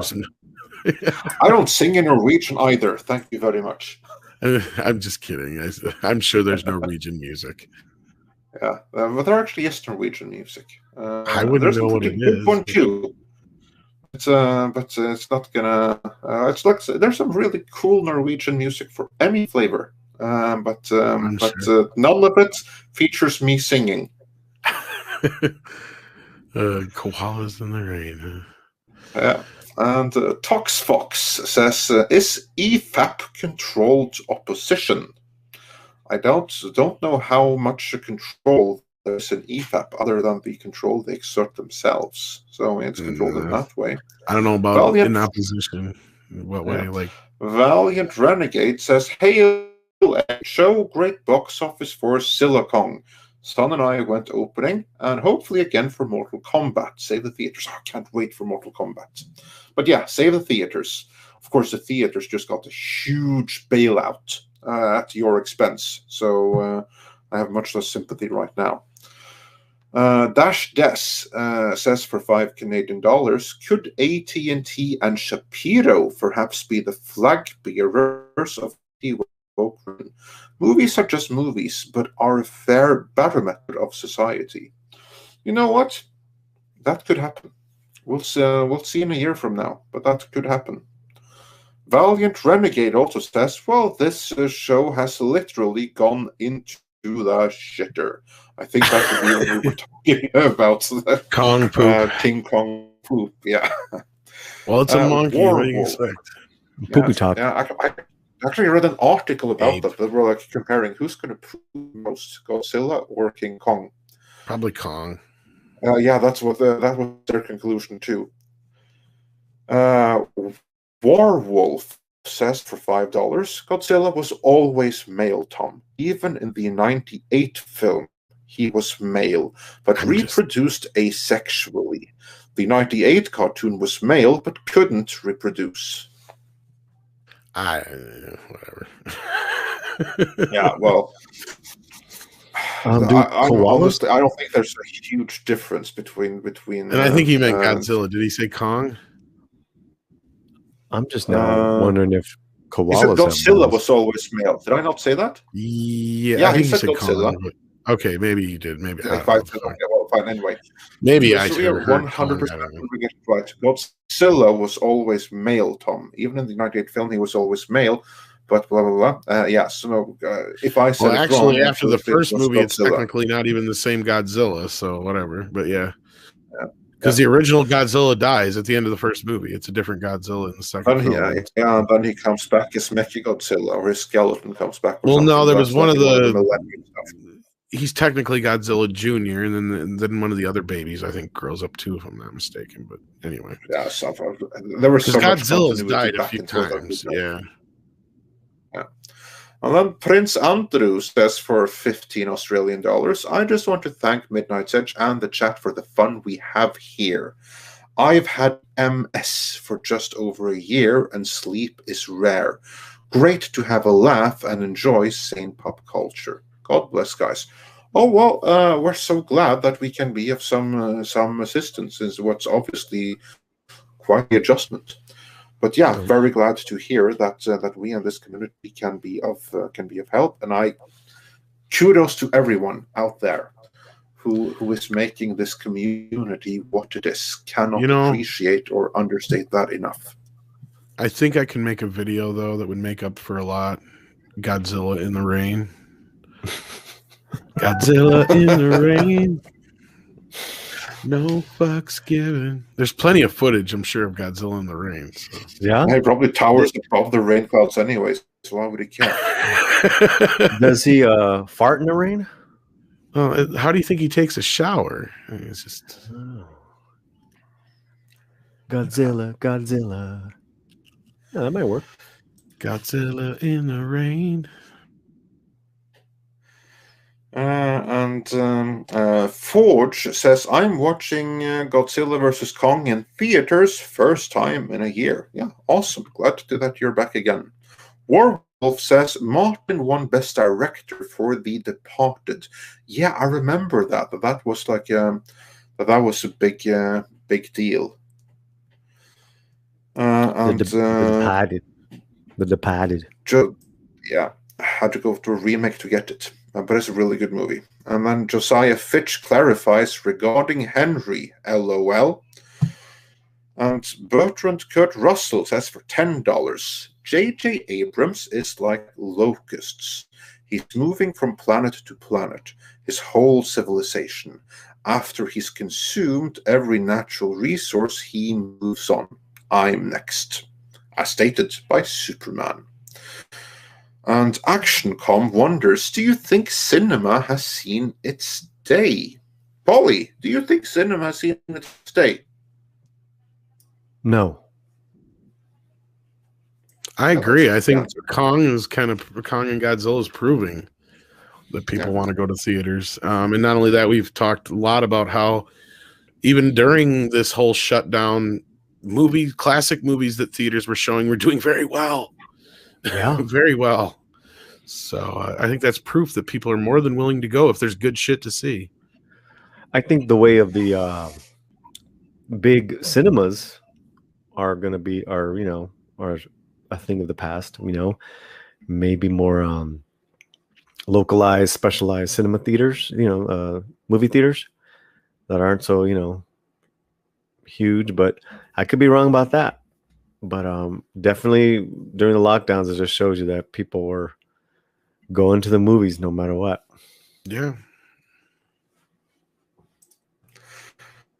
And as for me, I think that theaters aren't going away, but I honestly don't think that they will be returning to what they were. I think that many people will be afraid of going to a crowded place like a movie theater for quite some time. I think that many others now have got over the last year have, as someone pointed out like last week, have unlearned the habit of going to theaters, and they're going to continue to streaming. So I think that theaters will return, but I don't think that they will return to what they once were, that they're not going to be as popular.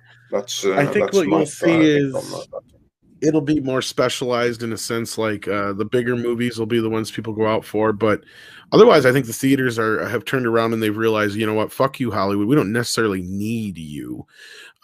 We can get by on showing, other things besides movies too. So, and I think they've proven that, especially, well, in drive-ins, I mean, people are segregated in a drive-in. So there you go. I mean, and they were hot this last summer, and I think they're going to continue to grow again this year. I mean, we have more drive-ins than we've had in, like, I think 60, 70 years in the U.S. It's crazy. Drive-ins are segregated, man? That's not right.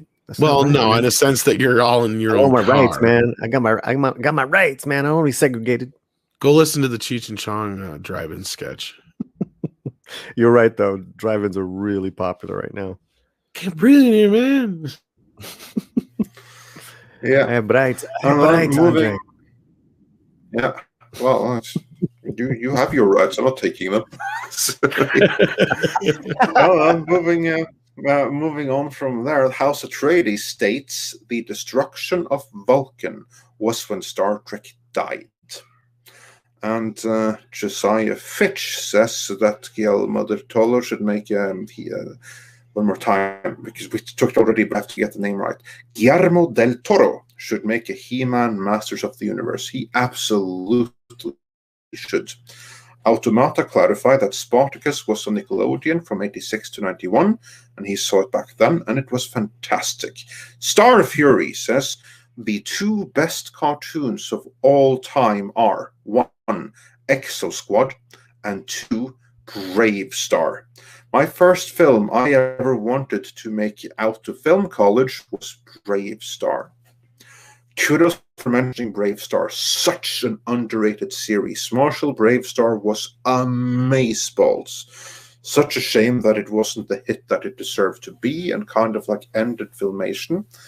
And I would welcome a modern day live action reboot of it. That could be incredible. So yeah, big fan of Marshall Brave Star here myself. Exo Squad, I've never even heard about, but that's me. You guys, what do you think of Marshall Brave Star and Exo Squad? Not so familiar with Exo Squad, but yeah, Brave Star was always good. Polly? Not familiar. Well, that was easy. Grand Wasu 42 sent us a little doggy super sticker, and the dog is holding an apple. So thanks for that, for 10 euros. And Mecha J says, do you think Peter Jackson will direct a new film anytime soon? It's a good question. He hasn't done one in a while. Well, we know that there's been some more movement now on District 10, so we know he's at least producing, I think. Outside of that, I'm not sure what he's been up to lately. It's a good question. Because, I mean, he doesn't have any involvement with the Lord of the Rings, right? That's totally, completely away from him. Or does he have any kind of producerial duties on that? I have no idea. Honestly, I have no clue. I thought he said that he's not involved with it, so I could be wrong, though. But yeah, somebody correct me, but yeah. The Halo series, I don't know if is he connected with that one. I know he used to be, but I He don't know was if connected to the movie. I don't think he has any connection. Yeah, I was gonna say I don't think he has anymore. That's a good question though. Yeah, I don't know what he's up to lately. That's a good question. Oh, the Beatles documentary. That's right. He was working on. Oh, he did that other documentary not too long ago. That's right. Where he did the World War II footage and colorized it. Was that him? I think that was him, wasn't it? I don't know. Anyway, that's a waste of his abilities in any way. Like, he should be making movies, not documentaries. Yeah, he was involved in whatever that. floats his Yeah, boat. I was going to say. So he's been doing that kind of stuff. Yeah, Cartoon Man. That looks amazing. Too. Yeah. It looked great, but it's like, it make really some did. movies, dude. It really did. Yeah. No, other than that, it's just he's been just obviously working on his own little projects, evidently. So as long as he's happy and making money, then he probably doesn't have to do be getting shit. on more Tintin. I don't know if that there was rumors that they might be getting. That's probably never happening. Yeah, I don't know. Spielberg, they made like one a decade ago, and since it's been a decade with no more, then probably it's never going to happen. But I like that. The movie didn't do that well. So. No, it didn't. Unfortunately. And Destiny Captain says, I would really like Midnight's Edge to catch up on the 3 Stargate series and give us your opinions. Well, before I do something like that, I have to catch up on The Expanse, which is much shorter. So, like, don't hold your breath. And I think that's going to be true for Tom as well. I don't know about you, Paulie, but I would not recommend holding your breath while you wait for me, at least, to catch up to Stargate. Time. I always start like the wrong sci-fi series, and then I was like, damn it. Like I did the 100. I did Under the Dome. I was like, I should have seen The Expanse at this whole time. Anyways, I just thought I'd tell you that. Yeah. And then Peter Hahn says, you guys talk about 1980s cartoons, but don't recall you ever mentioning Star Blazers. Any opinion? Guys, have you any opinions on Star Blazers?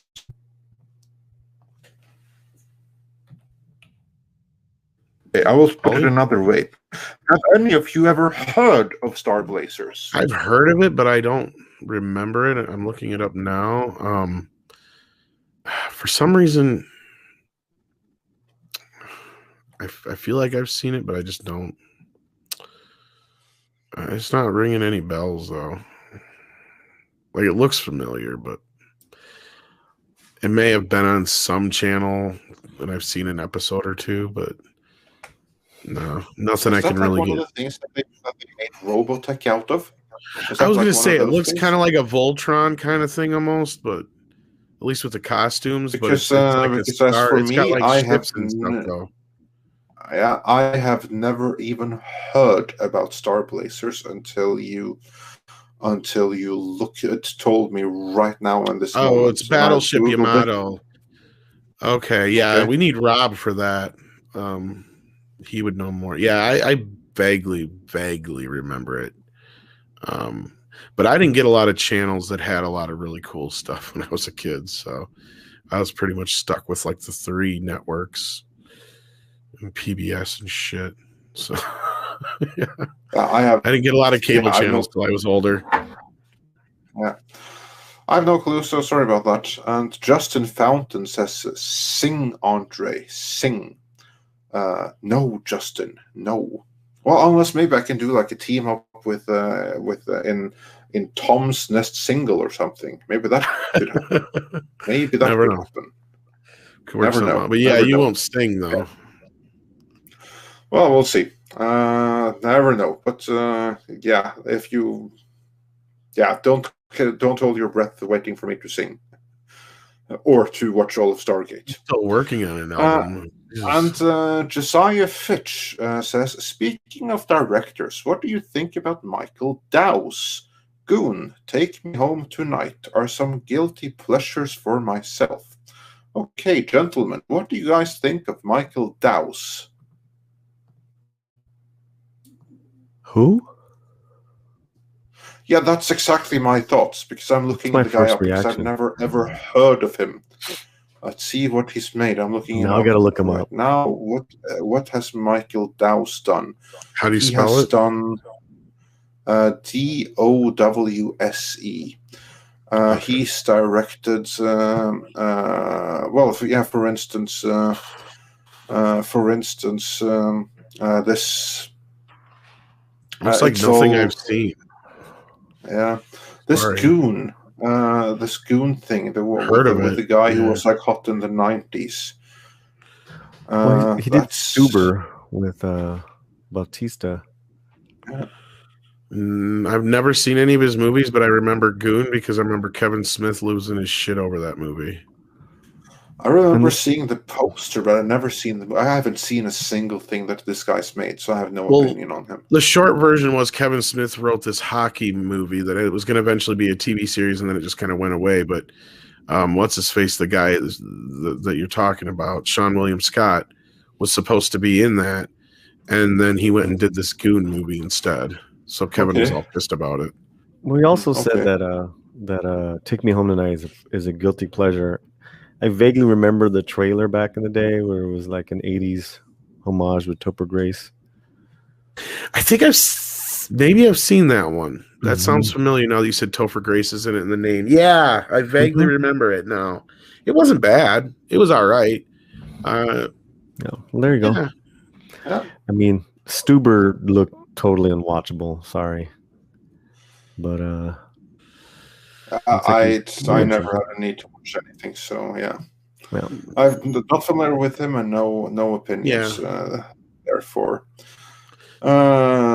Tarmenel says for 100 Cheskrona. Nice, great guest. Oh, thank you. Glad you approve.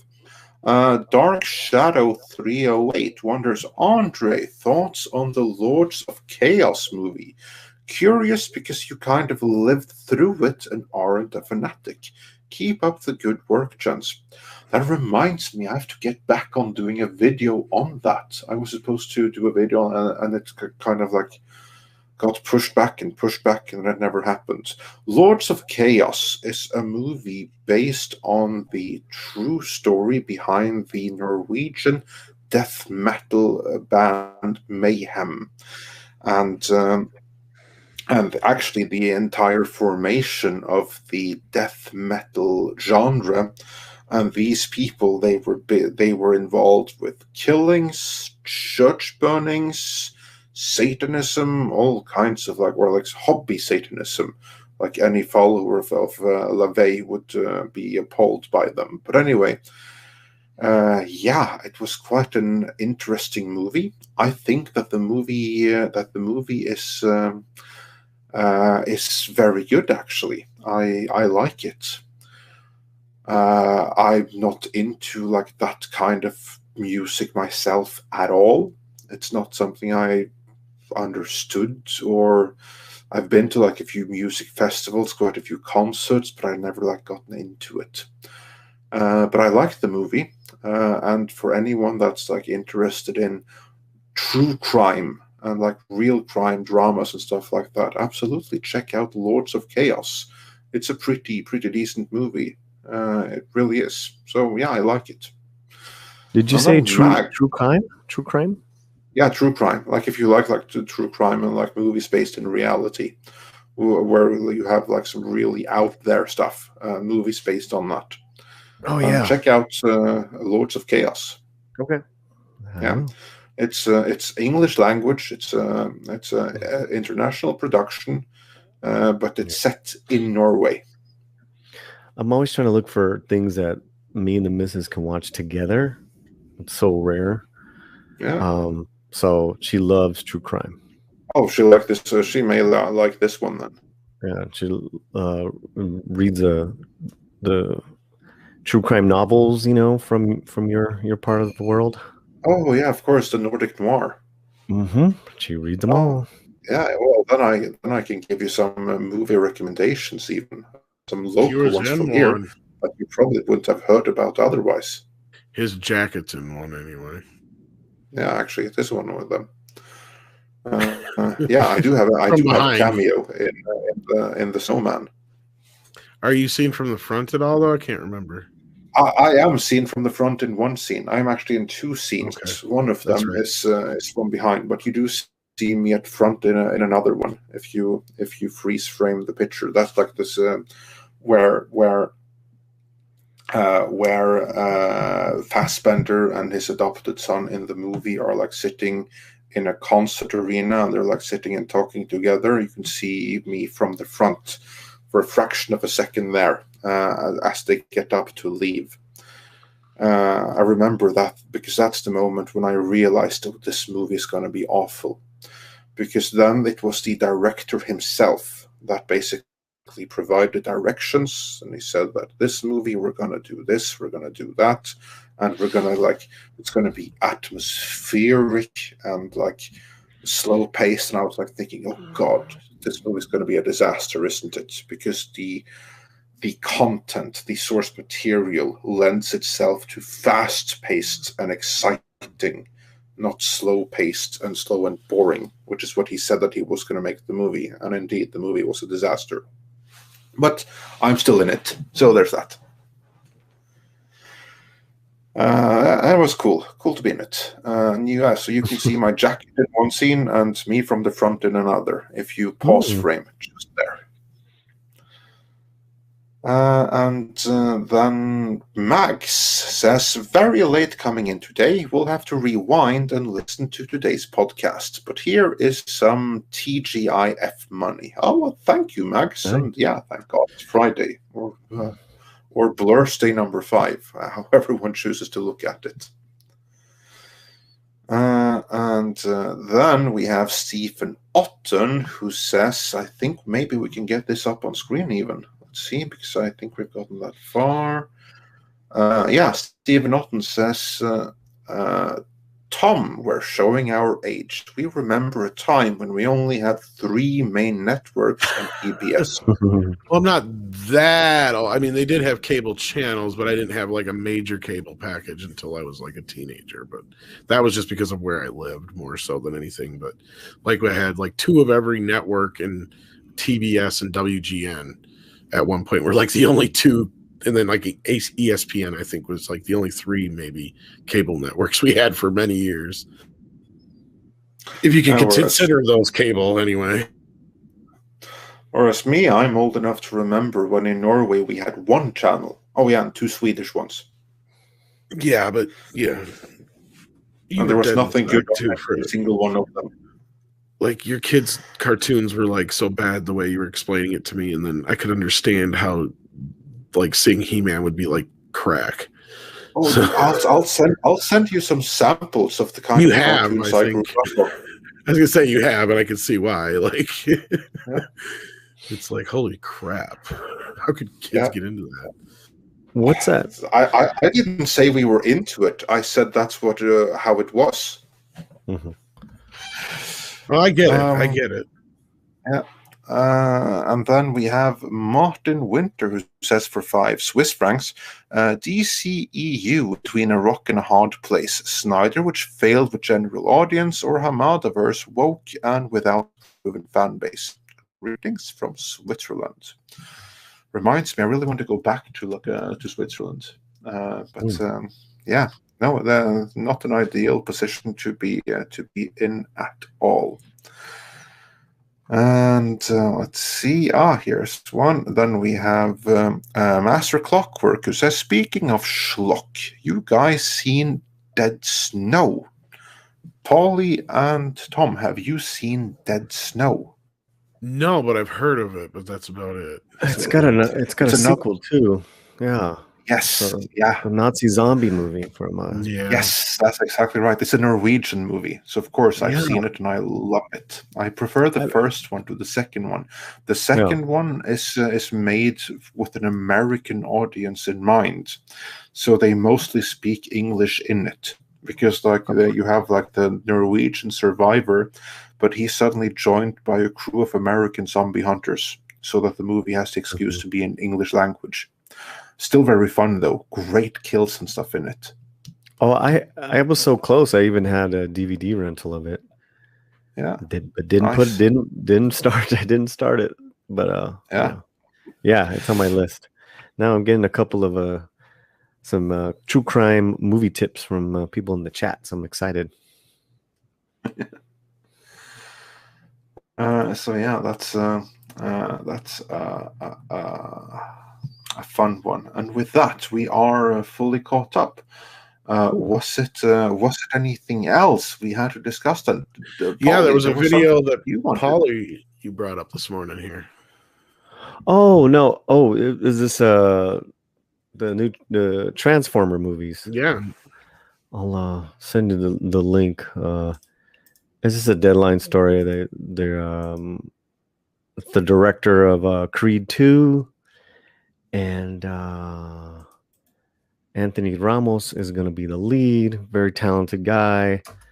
It looks like I just put it in the private chat. They're doing like multiple productions, like 2 different film productions going on of new Transformer movies. So I just my video was just the fact that they're casted Anthony, who I think is an incredible talent. I don't even think they know how talented this guy is. And he was in a Hamilton, Stars Born, Honest Thief with Liam Neeson, and then he's gonna be the lead in The Heights.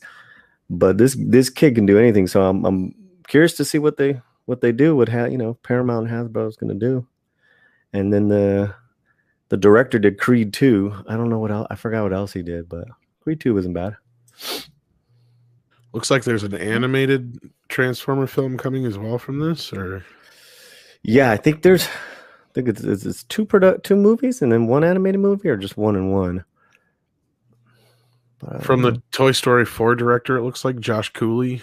That's what it is. Yeah, so it's 2. Yeah, you're right. Interesting. So is this going to be? Did they say if this is going to be continuing off of Bumblebee, or is this something totally new? I think it's going to be something totally new. They had the perfect thing in Bumblebee, but their idiot producer Lorenzo Di Bonaventura didn't realize. So they're going to fully revamp the property. Exactly.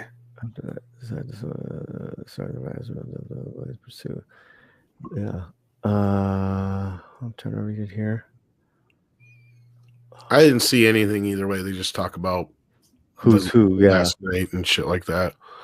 So, all right, well, hopefully we get some more info on that. And I think there's other stories that are out too. Let me look it up. I don't really keep up with the whole Transformer verse, but yeah. Salma Hayek news. Sorry. Salma Hayek is news. Yeah. And I think she's a vampire. Yeah. For reals. Oh, yeah? Well, she hasn't aged in 30, 40 years.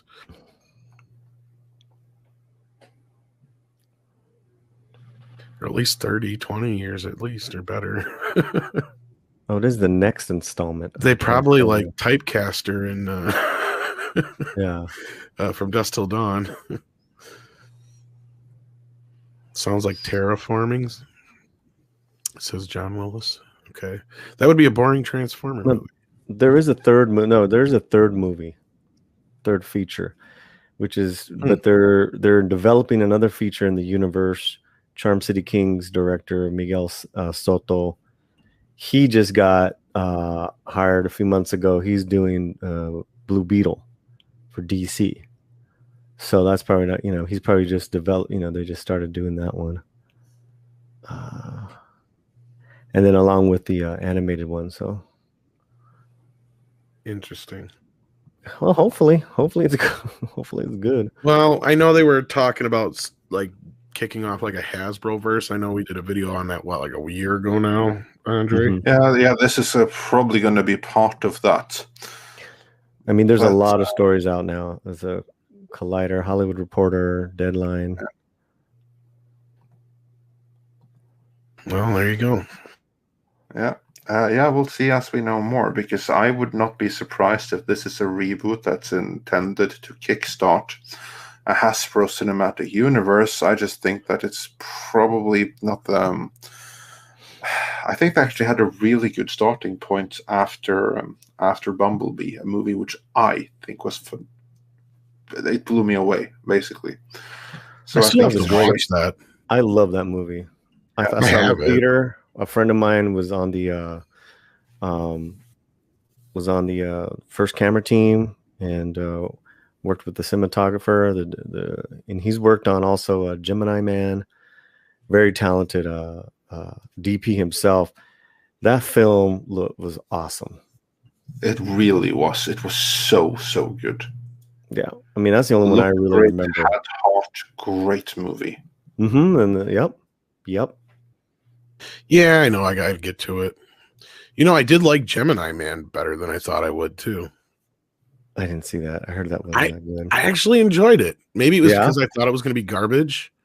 Yeah. I mean, the effects were kind of meh, but overall the movie wasn't that bad. I guess I don't know. Just I didn't hate it. He would be a good talk. This budding DP friend of mine. Cool. Yeah, Donald Reynolds. He's on all those big movies, Gemini Man and Bumblebee. I don't think we've talked to just a DP in general. So. Yeah, he and then him and his wife. I don't want to, but him and his wife just produced a short film.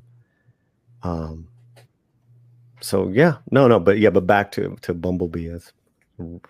I really love that film. I was just so fun in it. It was really good. A lot of heart, great story, great.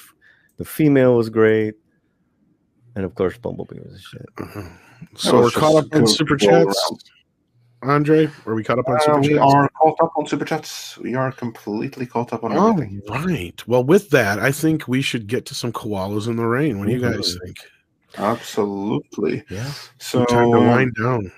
Before we do, I just want to say thanks to the Critical Drinker for joining us today. Always a pleasure when we have him on. And Warwolf says, I assume DP means director of photography. In this case, yes. In this particular case, yes, that's what he means. Yeah, not cinematography. Yeah. Thanks to everyone who joined us here today. We really appreciate that. We will, of course, be back again on Monday, same time. Yes. And also thanks to Paulie for joining us. Check out the Latino Slat. Yes. And with that, 20 hours away from there you go. From hitting the notes. So if anyone wants to watch some cool videos, help me out. That would be awesome. And thanks for inviting me again. Yeah. All right. So check out Paulie's channel. Of course, check out Critical Drinker as well if you haven't already. And with that, we're going to hit some koalas in the rain. Oh, by the way, my song is on Amazon now, too. So. All I play. There you go. Koalas in the rain. Koalas in the rain. No fucks given. Koalas in the rain.